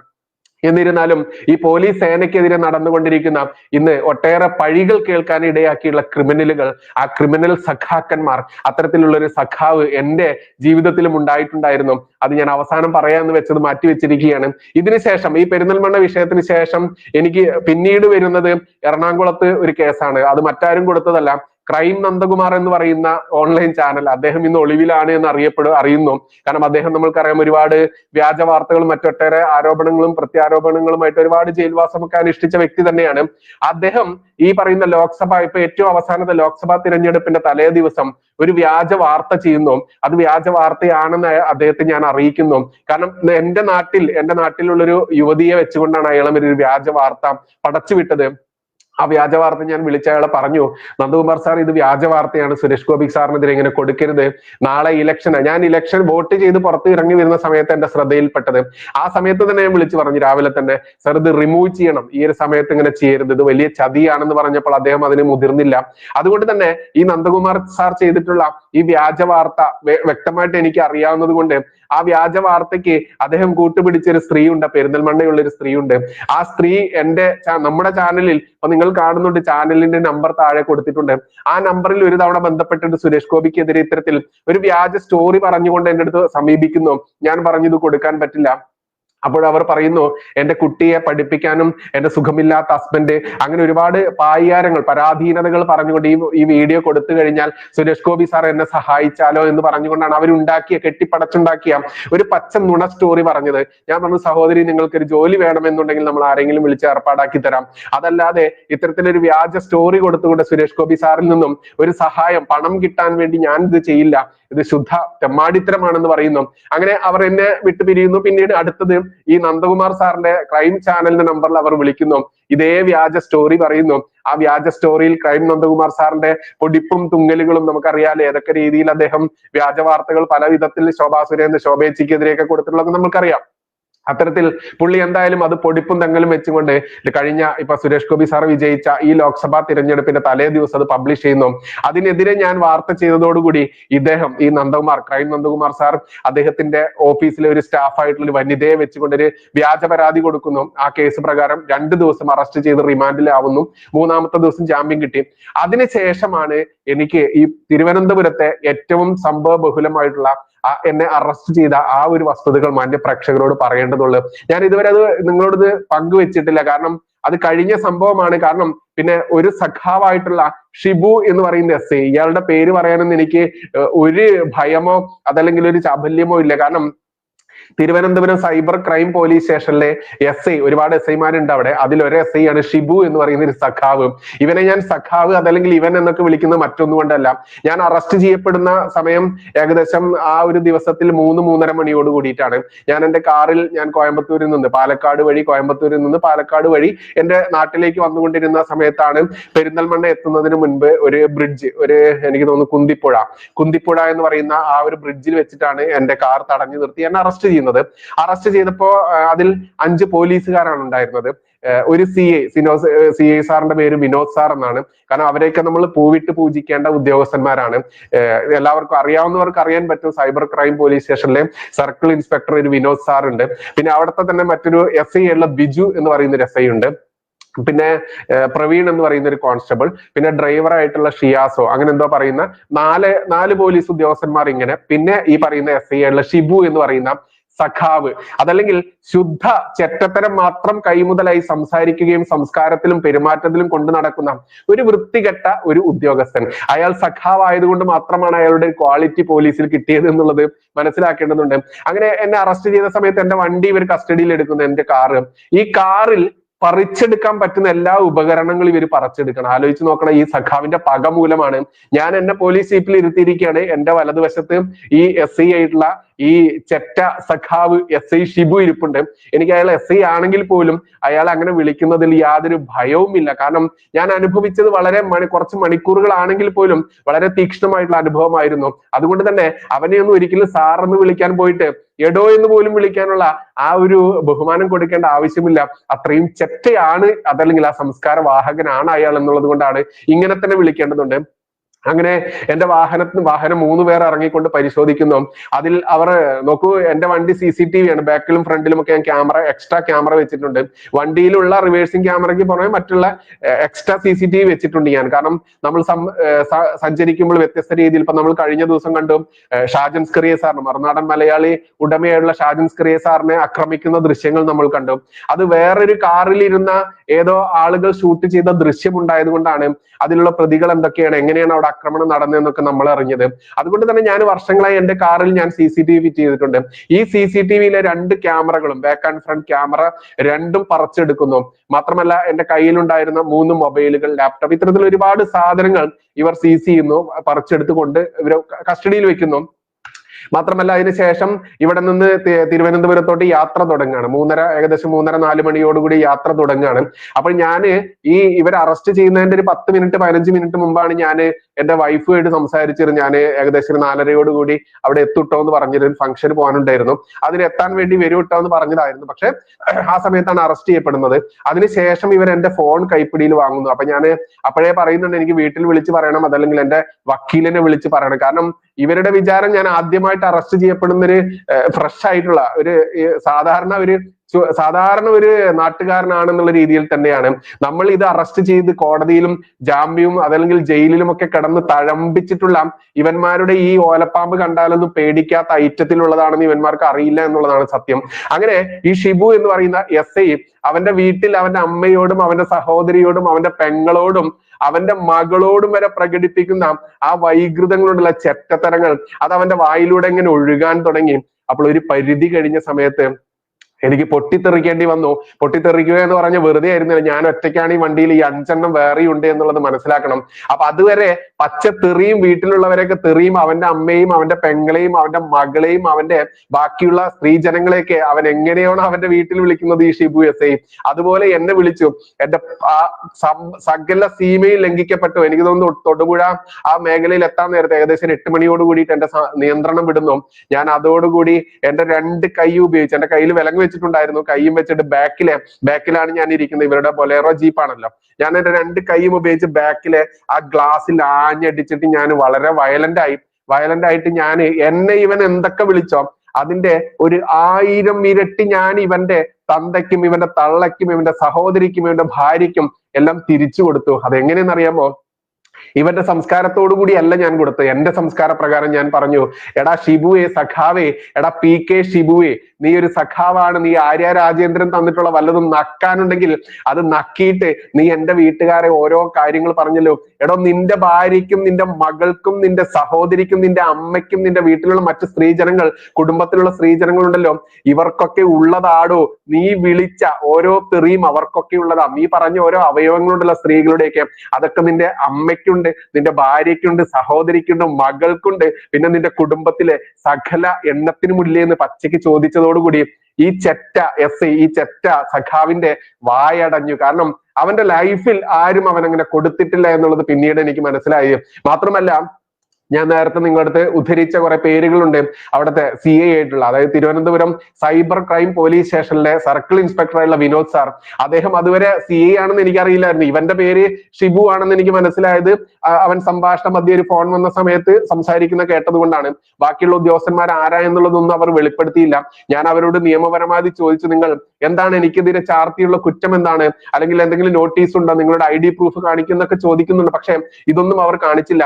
ഞാൻ ഈ വയലന്റ് ആയി ഷിബുവിന് പച്ചയ്ക്ക് കൊടുത്തതോടുകൂടി വിനോദ് സാർ എന്നോട് പറയുന്നു, ബൈജു, ഞാൻ സർക്കിൾ ഇൻസ്പെക്ടർ വിനോദ് കുമാർ ആണ്, ബൈജു ഞാനാണ് ഈ കേസിന്റെ അന്വേഷണ ഉദ്യോഗസ്ഥൻ, ബൈജുവിന് വീട്ടിലേക്ക് ഫോൺ ചെയ്യാനുള്ള സൗകര്യം ഇതാന്ന് പറഞ്ഞ് അദ്ദേഹത്തിന്റെ ഫോൺ തന്നെ തരുന്നു.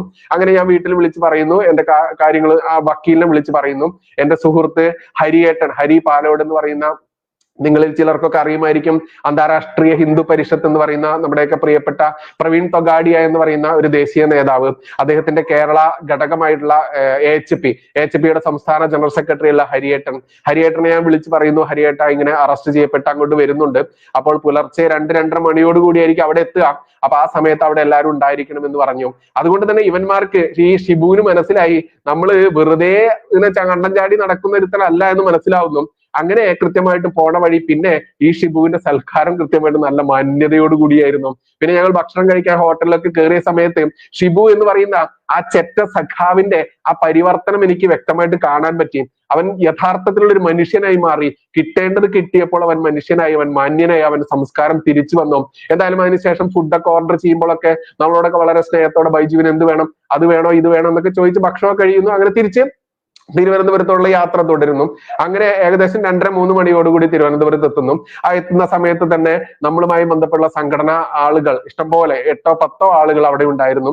അത്തരത്തിൽ നമ്മളുടെ നിയമപരമായുള്ള നടപടി എന്നുള്ള നിലയ്ക്ക് തന്നെ നേരെ അവിടുത്തെ സർക്കാർ ഹോസ്പിറ്റലിലേക്ക് കൊണ്ടുപോകുന്നു മെഡിക്കൽ എടുക്കാൻ വേണ്ടി. മെഡിക്കൽ എടുത്തതിന് ശേഷം വീണ്ടും സ്റ്റേഷനിൽ കൊണ്ടുവരുന്നു. പിറ്റേന്ന് രാവിലെ 10-10:30-11 മണിയോടുകൂടി കോടതിയിൽ ഹാജരാക്കുന്നു. അങ്ങനെ ഇവർ എഴുതി ചേർത്ത വകുപ്പുകൾ അത്യാവശ്യം സ്ട്രോങ് ആയതുകൊണ്ട് തന്നെ ഈ റിമാൻഡ് ചെയ്യുന്നു. അങ്ങനെ 26 ദിവസത്തോളം റിമാൻഡ് ചെയ്യപ്പെടുന്നു. ഇതൊക്കെ നമ്മൾ അനുഭവിക്കാൻ ഇറങ്ങിയത് കൊണ്ട് തന്നെ ഇത് വളരെ കൂളായിട്ട് നമ്മൾക്കിത് എന്താ പറയാ ഫേസ് ചെയ്യാൻ പറ്റുന്നുണ്ടായിരുന്നു. കാരണം ഒരുപാട് അനുഭവങ്ങൾ നമ്മൾക്ക് വന്നു. 2013 ശേഷം ഇങ്ങോട്ട് ഏകദേശം 12 വർഷത്തോളം നമ്മുടെ യാത്ര ഇത്തരത്തിൽ പോലീസ് സ്റ്റേഷനുകളിലൂടെയും ജയിലുകളിലൂടെയും കോടതികളിലൂടെയും ഇത്തരത്തിലുള്ള ഒരുപാട് ദുരനുഭവങ്ങളിലൂടെയും നല്ല അനുഭവങ്ങളിലൂടെയും ആയതുകൊണ്ട് തന്നെ ഒരിക്കലും നമ്മൾക്ക് ഒരു വിഷമം വന്നിട്ടില്ല. പോരാടാൻ ഉറച്ചിട്ടുള്ള നമ്മളുടെ മുൻപിൽ നമ്മളെ പച്ചത്തെറി വിളിച്ച് ഹറാസ് ചെയ്യാൻ നോക്കിയില്ല, അല്ലെങ്കിൽ നമ്മളെ പരിഹസിക്കാൻ നോക്കിയിട്ടുള്ള ആ ചെറ്റ ഷിബുവിന് കൊടുക്കേണ്ട ഭാഷയിൽ കൊടുത്തു. അവിടെ നിങ്ങളൊന്ന് മനസ്സിലാക്കുക. എനിക്ക് തോന്നുന്നു തിരുവനന്തപുരം സൈബർ ക്രൈം സ്റ്റേഷനിൽ ഞാൻ കണ്ടിട്ടുള്ളത് എനിക്കൊരു 20-ലധികം പോലീസ് ഉദ്യോഗസ്ഥന്മാരെ ഞാൻ അവിടെ കണ്ടിട്ടുണ്ടായിരുന്നു. അതിൽ തന്നെ 2 സർക്കിൾ ഇൻസ്പെക്ടർമാരാണ് അവിടെ ഉള്ളത് എനിക്ക് തോന്നുന്നു. അതിലൊന്ന് വിജയൻ എന്ന് പറയുന്ന ആളാണ്, മറ്റൊന്നാണ് എന്റെ ഈ കേസിലുള്ള ഈ വിനോദ് സാർ എന്ന് പറയും, വിനോദ് കുമാർ എന്ന് പറയുന്ന സർക്കിൾ ഇൻസ്പെക്ടർ. അത് എനിക്ക് അവിടെ ഒരുപാട് ഉപകാരം മാത്രമേ ഈ ഷിബു എന്ന് പറയുന്ന ഈ ചെറ്റ സഖാവല്ലാത്ത ഉദ്യോഗസ്ഥൻ ബാക്കി എല്ലാ ഉദ്യോഗസ്ഥന്മാരിൽ നിന്ന് കിട്ടിയിട്ടുള്ളൂ. അത് ഞാൻ അറസ്റ്റ് ചെയ്യപ്പെട്ട് റിമാൻഡിന് ശേഷം ജാമ്യം കിട്ടുന്നു. ജാമ്യം കിട്ടിയതിന് ശേഷം എനിക്ക് ജാമ്യ വ്യവസ്ഥ ഉണ്ടായിരുന്നു. ആ വ്യവസ്ഥ അവിടെ സ്റ്റേഷനിൽ ഒപ്പിടാനുണ്ടായിരുന്നു. ആ സമയത്തൊക്കെ എനിക്ക് ചില സമയങ്ങളിൽ പോകാൻ പറ്റാത്ത അവസ്ഥകളൊക്കെ ഉണ്ടായിട്ടുണ്ടായിരുന്നു. ആരോഗ്യപരമായിട്ടും മറ്റൊട്ടേറെ കാര്യങ്ങളൊക്കെ ഉണ്ടായിട്ടുണ്ടായിരുന്നു. അതുകൊണ്ട് തന്നെ ഞാൻ ലീവിനൊക്കെ അപേക്ഷിക്കുമ്പോൾ ഈ CA വിനോദ് സാറൊക്കെ എന്നെ ഒരുപാട് ഹെൽപ്പ് ചെയ്തിട്ടുണ്ട്. കാരണം മെയിൽ ചെയ്യേണ്ടതും ഫോണിലൂടെ നമ്മളൊരു മെസ്സേജ് ഇട്ടാൽ പോലും അത് നോക്കിക്കൊണ്ട് നമ്മൾക്ക് മറുപടി തരുമായിരുന്ന ഒരു CA വിനോദ് സാർ പറയുമ്പോൾ നമ്മൾക്കെതിരെ അങ്ങനെ സ്നേഹത്തോടെ പെരുമാറേണ്ട ആവശ്യമൊന്നുമില്ല. പക്ഷെ ഇവരുടെയൊക്കെ ഉള്ളിന്റെ ഉള്ളിലും ധർമ്മത്തിന് വേണ്ടി സത്യത്തിന് വേണ്ടി പോരാടുന്ന വ്യക്തികളാകുമ്പോൾ നമ്മളോടൊക്കെ ദൈവികമായിട്ട് തന്നെ ഒരു സ്നേഹം ഒരു ബഹുമാനം ഉണ്ടാകും എന്നുള്ളത് അനുഭവിച്ച വ്യക്തിയാണ് ഈ ഷിബുവിന്റെ സഹപ്രവർത്തകനായിട്ടുള്ള SI തന്നെയായിരുന്നു ബിജു എന്ന് പറയുന്ന സാറ്. ആ ബിജു സാറൊക്കെ പറഞ്ഞിട്ടുള്ള കാര്യങ്ങൾ കേട്ട് കഴിഞ്ഞാൽ എനിക്ക് മനസ്സിലായത് ഈ ഷിബു എന്ന് പറയുന്ന ഈ വൃത്തികെട്ട ഈ കൾച്ചർ പ്രകടിപ്പിച്ച ആ SI അവൻ ചെറ്റത്തരമാണ് പറഞ്ഞത് കൊണ്ട് അതുകൊണ്ട് ചെറ്റ എന്ന് വേണമെങ്കിൽ വിളിക്കാം. ഈ ചെറ്റയായിട്ടുള്ള ഉദ്യോഗസ്ഥൻ അയാൾ അത് അർഹിച്ചിരുന്നു എന്നുള്ളത് എനിക്ക് കഴിഞ്ഞ ദിവസങ്ങളിൽ മനസ്സിലായി. കാരണം കഴിഞ്ഞ ദിവസങ്ങളിലല്ല, ഈ കേസിന്റെ എന്നെ അറസ്റ്റ് ചെയ്ത് പിറ്റേ ദിവസമായപ്പോൾ മനസ്സിലായി.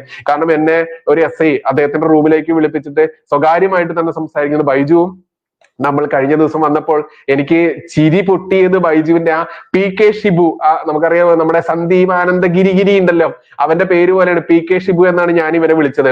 SI എന്നോ സാറെന്നോ വിളിക്കാൻ അവന്റെ സംസ്കാരം നമ്മളെ അനുവദിക്കാത്തത് കൊണ്ട്, അവന്റെ സംസ്കാരം നമ്മൾക്കില്ലാത്തത് കൊണ്ട് ഞാനത് വിളിച്ചില്ല. ഞാൻ അവനെ PK ഷിബുവെ, സഖാവെ, ഈ ആര്യ രാജേന്ദ്രൻ എല്ലാം നക്കാപ്പിച്ച് നക്കാൻ തന്നിട്ടുണ്ടെങ്കിൽ അത് നീയും നിന്റെ കുടുംബത്തിനും ഭാര്യയ്ക്കും അമ്മയ്ക്കും മകൾക്കും സഹോദരിക്കും നക്കാൻ കൊടുത്ത് നക്കിക്കോ. പക്ഷെ അത് നക്കിക്കൊണ്ട് ആ വായ കൊണ്ട് നിന്റെ വീട്ടിലെ നിന്റെ തള്ളയ്ക്കും നിന്റെ പെങ്ങൾക്കും നിന്റെ മകൾക്കും നിന്റെ കുടുംബത്തിലെ സകല സ്ത്രീകൾക്കുമുള്ള അവയവങ്ങളുണ്ടല്ലോ, ആ അവയവങ്ങൾ കൂട്ടിക്കൊണ്ട് എന്നെ തെറി വിളിക്കുന്നതട ചെറ്റേ എന്ന് പച്ചയ്ക്ക് കൊടുത്തപ്പോൾ അവിടെ പ്രവീൺ എന്ന് പറയുന്ന ഒരു കോൺസ്റ്റബിൾ ആ സമയം മുതൽ അദ്ദേഹത്തിന്റെ മൊബൈൽ ഓണാക്കിക്കൊണ്ട് ഇത് റെക്കോർഡ് ചെയ്തെടുക്കായിരുന്നു. അതോടുകൂടി ഷിബു ഒതുങ്ങി. ഷിബു പിന്നെ സാറ്, അതല്ലെങ്കിൽ താങ്കൾ, നിങ്ങൾ എന്നുള്ള വാക്കുകളിലേക്കൊക്കെ മാറി. അതാണ് എന്റെ ഈ തിരുവനന്തപുരം സ്റ്റേഷനുമായി ബന്ധപ്പെട്ട് എനിക്ക് ഒരുപാട് തീക്ഷ്ണമായിട്ട് പറയാനുണ്ടെന്ന് പറഞ്ഞത്. അതുകൊണ്ട് നമ്മൾ പോരാടാൻ ഉറച്ചിറങ്ങുമ്പോൾ നിങ്ങൾ മനസ്സിലാക്കുക, നമ്മൾക്ക് ജീവനേക്കാൾ വലുതാണ് എന്റെ രാജ്യം. എന്റെ രാജ്യത്ത് നടമാടേണ്ട ധർമ്മം. ആ ധർമ്മത്തിന് വേണ്ടി നമ്മൾ നടമാടുമ്പോൾ, സംസാരിക്കുമ്പോൾ, പ്രവർത്തിക്കുമ്പോൾ നമ്മൾക്ക് തീക്ഷ്ണമായിട്ടുള്ള അനുഭവങ്ങൾ വരും. ആ അനുഭവങ്ങൾ നമ്മളെ തളർത്തുകയല്ല വളർത്തുകയാണ് ചെയ്യുക എന്നുള്ളത് കഴിഞ്ഞ ദിവസം മറുനാടൻ മലയാളി ഷാജൻ സാറിന്റെ വീഡിയോ കണ്ടിട്ടുള്ള നിങ്ങൾക്കൊക്കെ മനസ്സിലാക്കി കാണുമല്ലോ. അദ്ദേഹത്തെ തൊടുപുഴയിൽ വെച്ചുകൊണ്ട് 3-4 എണ്ണം കൂടിയിട്ടുള്ള തെരുവ് പട്ടിക്ക് പിറന്ന, അതല്ലെങ്കിൽ തന്ത ഏതെന്നറിയാത്ത ഏതോ ഒരു തന്തയ്ക്ക്, അതിന് തന്തയുണ്ടോ എന്ന് പോലും അറിയാത്ത രീതിയിൽ ജനിച്ച തായോളികൾ എന്ന അക്ഷരം തെറ്റാതെ വിളിക്കുന്ന ചെറ്റകൾ അദ്ദേഹത്തെ ആ നിർദാക്ഷിണ്യം ആ മനുഷ്യനെ തല്ലുമ്പോൾ അതിൽ ആഹ്ലാദം കണ്ടെത്തിയ സഖാക്കന്മാരെ നമ്മൾ കണ്ടില്ലേ? അതിൽ ആഹ്ലാദം കണ്ടെത്തിയ ജിഹാദികളെ നമ്മൾ കണ്ടില്ലേ? എന്നിട്ടും അദ്ദേഹം തളർന്നോ? ഇല്ല.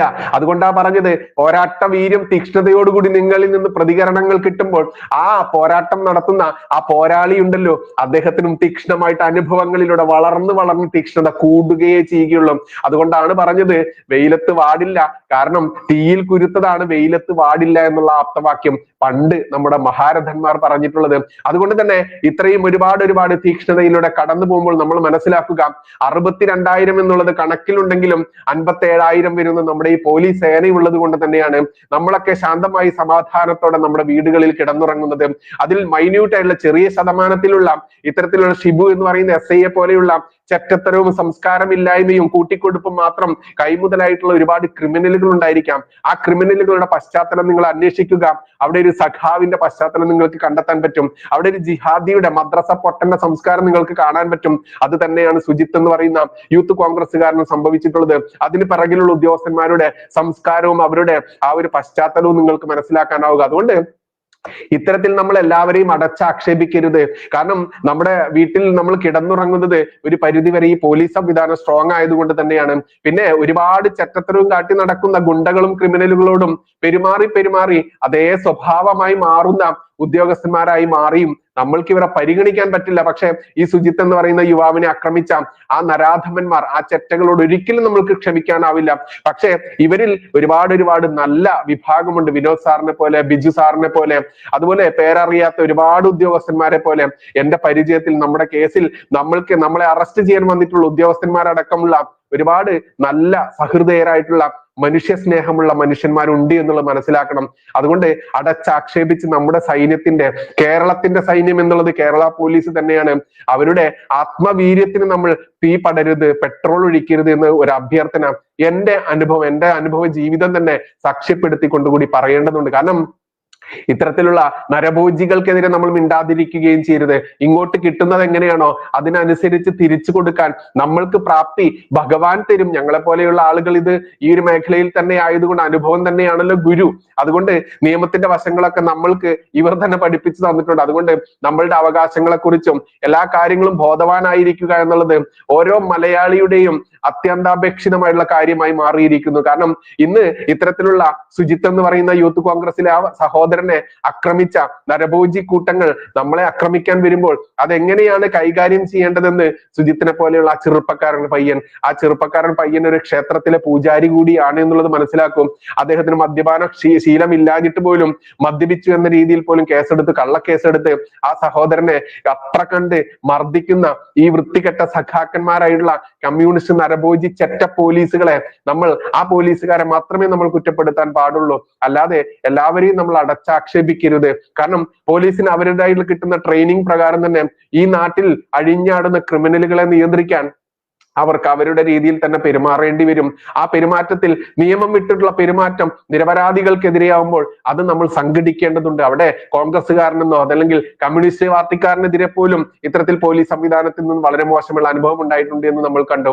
അവിടെ നമ്മൾ ഏകോദര സഹോദരങ്ങളെ പോലെ തന്നെ അവിടെ കമ്മ്യൂണിസ്റ്റ് എന്നോ കോൺഗ്രസ് എന്നോ CPM എന്നോ BJP എന്നോ ഇല്ലാതെ നമ്മൾ ഒന്നായി നിന്നുകൊണ്ട് ഇത്തരത്തിലുള്ള നരഭോജി പോലീസുകാർക്കെതിരെ പ്രതിരോധിക്കുമ്പോൾ അവിടെ നല്ല പോലീസുകാരൻ കൂടി നമ്മൾ വലിച്ചഴച്ചുകൊണ്ട് തരത്തിലും അവരെ കൂട്ടി അടച്ചാക്ഷേപിക്കരുത് എന്നത് മാത്രമേ എന്റെ അനുഭവം കൂട്ടിക്കൊണ്ട് പോലും എനിക്ക് പറയേണ്ടതുള്ളൂ. എന്തായാലും ഇത്രയെങ്കിലും കാര്യങ്ങൾ നിങ്ങളോട് പറയാൻ പറ്റിയത് ഈ ഓണത്തിന്റെ വിശേഷങ്ങളുമായി ബന്ധപ്പെട്ട് ഇന്നിപ്പോ ഓണത്തല്ല് പോലെ പോലീസ് സേനയ്ക്കെതിരെ പറഞ്ഞു നടക്കുന്ന ഒട്ടേറെ ആളുകൾ, അതിൽ നല്ലവരും കെട്ടവരും ഒക്കെ ഇന്ന് നീർക്കോലിക്കും പത്തി വെച്ചു എന്ന പോലെ, നീർക്കോലിക്കും വിഷം വെച്ചു എന്ന രീതിയിൽ തന്നെ ഉണർന്നെണീറ്റ് വന്നിട്ടുണ്ട്. അതുകൊണ്ട് ഇതിൽ നല്ലതേത്, കെട്ടതേത്, ചീത്തയേത്, നല്ലതേതെന്ന് തിരിച്ചറിഞ്ഞുകൊണ്ടാവണം ഇവർക്ക് നമ്മൾ പിന്തുണ കൊടുക്കണോ അല്ലയോ എന്നുള്ളതൊക്കെ നമ്മൾ തീരുമാനിക്കേണ്ടത് നമ്മുടെ ആ ഒരു സ്വബുദ്ധി വെച്ചുകൊണ്ട് തന്നെയാണ് വേണ്ടത്.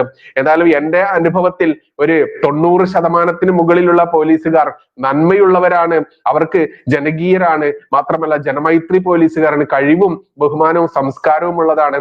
ഈ 10% വരുന്ന അതല്ലെങ്കിൽ 20% വരുന്ന ഈ സഖാക്കന്മാരും അതല്ലെങ്കിൽ ജിഹാദി ആ ഒരു പശ്ചാത്തലമുള്ള ഈ ജിഹാദികളടക്കമുള്ള ഇത്തരത്തിലുള്ള ചില പോലീസുകാരെ നമ്മൾ അതേ രീതിയിൽ രീതിയിൽ തന്നെ കൈകാര്യം ചെയ്യേണ്ടതുണ്ട്. അത്തരത്തിൽ എനിക്ക് എന്റെ ജീവിതത്തിൽ ഒരുപാട് നന്മയൂറുന്ന പോലീസുകാരുമായി ബന്ധപ്പെടാനും അവരുമായിട്ട് സഹവാസത്തിലും അത് റിട്ടയർ ചെയ്തതിനു ശേഷം നമ്മളടുത്ത് ക്ഷമ ചോദിക്കുന്ന ഉദ്യോഗസ്ഥന്മാർ പോലും ഉണ്ടായിട്ടുണ്ട് എന്നുള്ളത് എന്റെ അനുഭവം വെച്ചുകൊണ്ട് തന്നെ പറയേണ്ടതുണ്ട്. അതുകൊണ്ട് എനിക്ക് അതൊന്നും വിസ്മരിക്കാൻ പറ്റില്ല.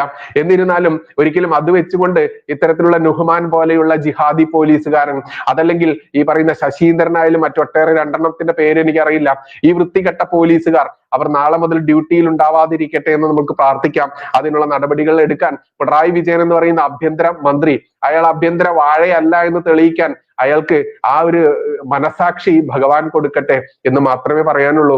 ഈ ഓണ സമയത്ത് ഇത്രയെങ്കിലും എനിക്ക് അനുഭവപ്പെട്ട പോലീസുകാരുടെ ഒരുപാട് നല്ല വശങ്ങളും ഒരുപാട് ക്രൂര വശങ്ങളും അത് പച്ചയ്ക്ക് പറയേണ്ടതുണ്ട്.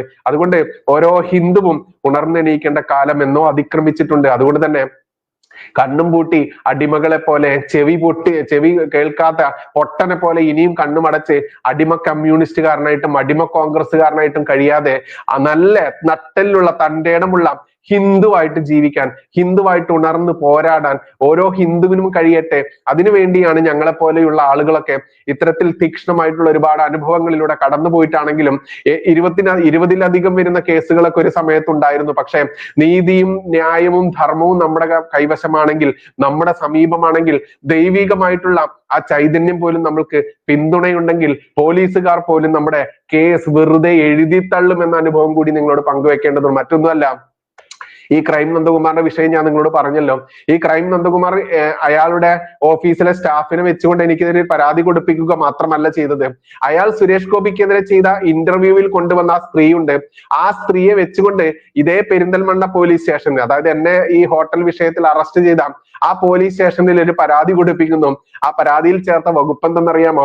അറ്റംപ്റ്റ് ടു റേപ്പ്, അതായത് ബലാത്സംഗത്തിന് ശ്രമിച്ചു എന്ന് പറഞ്ഞുകൊണ്ട് ഇയാൾ ഇന്റർവ്യൂ ചെയ്ത ആ സ്ത്രീയെ വെച്ചുകൊണ്ട് എനിക്കെതിരെ പരാതി കൊടുക്കുന്നു.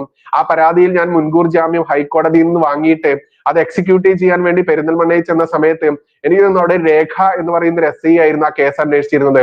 അപ്പൊ അവരവിടെ സ്ഥലത്തില്ലാത്തത് കൊണ്ട് റൈറ്റർ എടുത്ത് ഞാൻ ഈ മുൻകൂർ ജാമ്യത്തിന്റെ കോപ്പി കൊണ്ടു കൊടുത്ത സമയത്ത് ആ റൈറ്റർ പറയുകയാണ്, ബൈജു നിങ്ങൾ ഇത് എന്തിനാ എടുത്തതെന്ന് ചോദിച്ചു. ഞാൻ പറഞ്ഞു, സാർ ഒരു കേസ് വന്നു കഴിഞ്ഞാൽ നമ്മുടെ അവകാശമാണല്ലോ മുൻകൂർ ജാമ്യം, അത്തരത്തിൽ എടുത്തു എന്നുള്ളതാണ്. അപ്പോൾ അവർ ഈ രേഖ എന്ന് പറയുന്ന ആ വനിതാ SI വിളിച്ചിട്ട് എനിക്ക് ഫോൺ തരുന്നു. ആ SI, അവരുടെ പേര് രേഖ എന്ന് തന്നെയാണ് ഞാൻ മനസ്സിലാക്കിയത്. അവർ പറയുകയാണ് എൻ്റെ അടുത്ത്, ശ്രീ ബൈജു നിങ്ങൾക്കെതിരെ കിട്ടിയുള്ള ആ സ്ത്രീയുടെ പരാതി പ്രകാരം ഞങ്ങൾ അന്വേഷിച്ച സമയത്ത് പ്രഥമ ദൃഷ്ട്യ ആ പരാതിയിൽ കഴമ്പില്ല എന്ന് ബോധ്യമുള്ളത് കൊണ്ട് എന്നെ 16 ദിവസം അറസ്റ്റ് ചെയ്ത് ജയിലിൽ അടയ്ക്കാൻ വേണ്ടി എല്ലാ കാട്ടിക്കൂട്ടലും ചെയ്ത അതേ പോലീസ് സ്റ്റേഷനിലെ ഒരു SI ആണ് എന്നോട് പറയുന്നത്, ആ പരാതി ഞങ്ങൾ കോടതിയിൽ അതിൽ കഴമ്പില്ല, ഇത് വസ്തുനിഷ്ഠമല്ല, ഇത് ശുദ്ധ കള്ളത്തരമാണ് എന്ന് റിപ്പോർട്ട് കൊടുത്തിട്ടുണ്ട്. അതുകൊണ്ട് ആ കേസ് നിങ്ങൾക്ക് ഇനി നടത്തേണ്ടതില്ല, ഈ മുൻകൂർ ജാമ്യത്തിന്റെ അവസ്ഥ പോലും ഇല്ല എന്നുള്ളത് ഒരു രേഖ എന്ന് പറയുന്ന SI പറയുന്നു. അവിടെയാണ് ഞാൻ പറഞ്ഞത്, നന്മയൂറുന്ന ഒരുപാട് ഉദ്യോഗസ്ഥന്മാർ കൂടി, ഒരുപാട് കുടുംബിനികളായാലും ഒരുപാട് കുടുംബനാഥന്മാരുമായിട്ടുള്ള ഉദ്യോഗസ്ഥന്മാർ കൂടി ഉൾപ്പെടുന്നതാണ് ഈ സേന. അതുകൊണ്ട് ആ സേന നമ്മളുടെ ദൈവത്തിന്റെ കയ്യൊപ്പുള്ള മനുഷ്യന്മാർ എന്നുള്ള രീതിയിലേക്ക് നമ്മൾ മാറണമെന്നുണ്ടെങ്കിൽ ധർമ്മത്തിനും നീതിക്കും ധർമ്മത്തിന്റെ ആ പിറകെ സഞ്ചരിക്കുന്ന വ്യക്തികളായി നിങ്ങൾ മാറൂ. കണ്ണു തുറക്കൂ, നിങ്ങൾ അടിമകളാവാതെ. ചെവി തുറക്കൂ, നിങ്ങൾ ഇത്തരത്തിൽ അടിമ വേല ചെയ്യാതെ. അത്തരത്തിൽ ഹിന്ദുവേ അതല്ലെങ്കിൽ ക്രിസ്ത്യാനി, നീ ഉണർന്നുകൊണ്ട് ദേശീയതയ്ക്കൊപ്പം നിൽക്കൂ. നീയൊക്കെ BJP ആയാലും RSS ആയാലും അതിനെ ചാണകമെന്നും അതല്ലെങ്കിൽ വളരെ മ്ലേച്ഛകരമായ രീതിയിൽ അപഹസിച്ചുകൊണ്ട് നീ എന്തൊക്കെ പറയുമ്പോഴും നിന്നെയൊന്നും ഒരിക്കലും നീ ക്രിസ്ത്യാനിയാണല്ലോ നീ മുസ്ലിം ആണല്ലോ എന്ന് നോക്കിക്കൊണ്ട് നരേന്ദ്രമോദി എന്ന് പറയുന്ന ഭാരതത്തിന്റെ പ്രധാനമന്ത്രി വേർതിരിച്ചുകൊണ്ട് സർവീസുകളോ അതല്ലെങ്കിൽ നിനക്ക് തരുന്ന സഹായങ്ങളോ ഒന്നും വേർതിരിച്ച് തരാറില്ല. ഏറ്റവും കൂടുതൽ ഇവിടുത്തെ ബഹുഭൂരിപക്ഷം വരുന്ന ഹിന്ദുവിന് കിട്ടുന്നതിനേക്കാൾ കൂടുതൽ ക്രിസ്ത്യാനിക്കും ഈ പറയുന്ന മുസ്ലിമിനും ഇവിടെ നരേന്ദ്രമോദി സർക്കാർ തരുമ്പോൾ, അതല്ലെങ്കിൽ കേരളത്തിൽ നിന്ന് നരേന്ദ്രമോദി സർക്കാരിന് ഒരു MP പോലുമില്ല. ഇപ്പോൾ സുരേഷ് ഗോപി സാറിന് മുൻപായിരുന്നെങ്കിൽ ഒരു MP പോലും ഇല്ലാത്ത സമയത്തും ഇന്നുള്ള സമയത്തും സഹായിക്കുന്നത് ഒരേ ലെവലിലാണ് എന്നുള്ളതെങ്കിലും മനസ്സിലാക്കുക ഹിന്ദുവേ ക്രിസ്ത്യാനി. കാരണം നമ്മുടെ നാട് മാറിയിരിക്കുന്നു, നമ്മുടെ നാട് ഇസ്ലാമിക ഭീകരരുടെ കളിത്തൊട്ടിലായി മാറിയിരിക്കുന്നു. ഇനിയും മനസ്സിലാക്കാത്ത മതേതരമെന്നും പറഞ്ഞുകൊണ്ട് നിങ്ങളുടെ മുൻപിൽ ഇളിച്ച പല്ലുമായി വന്ന് തിരഞ്ഞെടുപ്പ് കാലത്ത് നിങ്ങളുടെ വോട്ട് മോട്ടിച്ചുകൊണ്ട് ഈ ഭരണം കൈയാളാൻ വരുന്ന കമ്മ്യൂണിസ്റ്റുകാരനെയും കോൺഗ്രസ്സുകാരനെയും ഇസ്ലാമിക ജിഹാദികളെയും തിരിച്ചറിയാൻ ഇനിയും ഹിന്ദുവേ ക്രിസ്ത്യാനി നീ വൈകിക്കഴിഞ്ഞാൽ നിന്റെ കഥ എന്താവുമെന്ന് നീ വിശ്വസിക്കുന്ന ദൈവങ്ങളായിക്കോട്ടെ, നീ വിശ്വസിക്കുന്ന നിന്റെ വീട്ടിലുള്ള മാതാപിതാ ആയിക്കോട്ടെ, നിന്റെ സഹോദരി ആയിക്കോട്ടെ, ഭാര്യ ആയിക്കോട്ടെ, മക്കളായിക്കോട്ടെ, ഇവർക്ക് പോലും ഒന്നും പറയാനാവില്ല. ആ രീതിയിലേക്ക് കേരളം മാറിയിട്ടുണ്ട് എന്നുള്ള യാഥാർത്ഥ്യം കണ്ണു തുറന്ന് കാണൂ, ചെവി തുറന്ന് കേൾക്കൂ എന്ന് മാത്രമേ ഈ വൈകിയ വേളയിൽ പറയാനുള്ളൂ. നന്ദി, നമസ്കാരം. ജയ് ഹിന്ദ്, ജയ് ശ്രീറാം.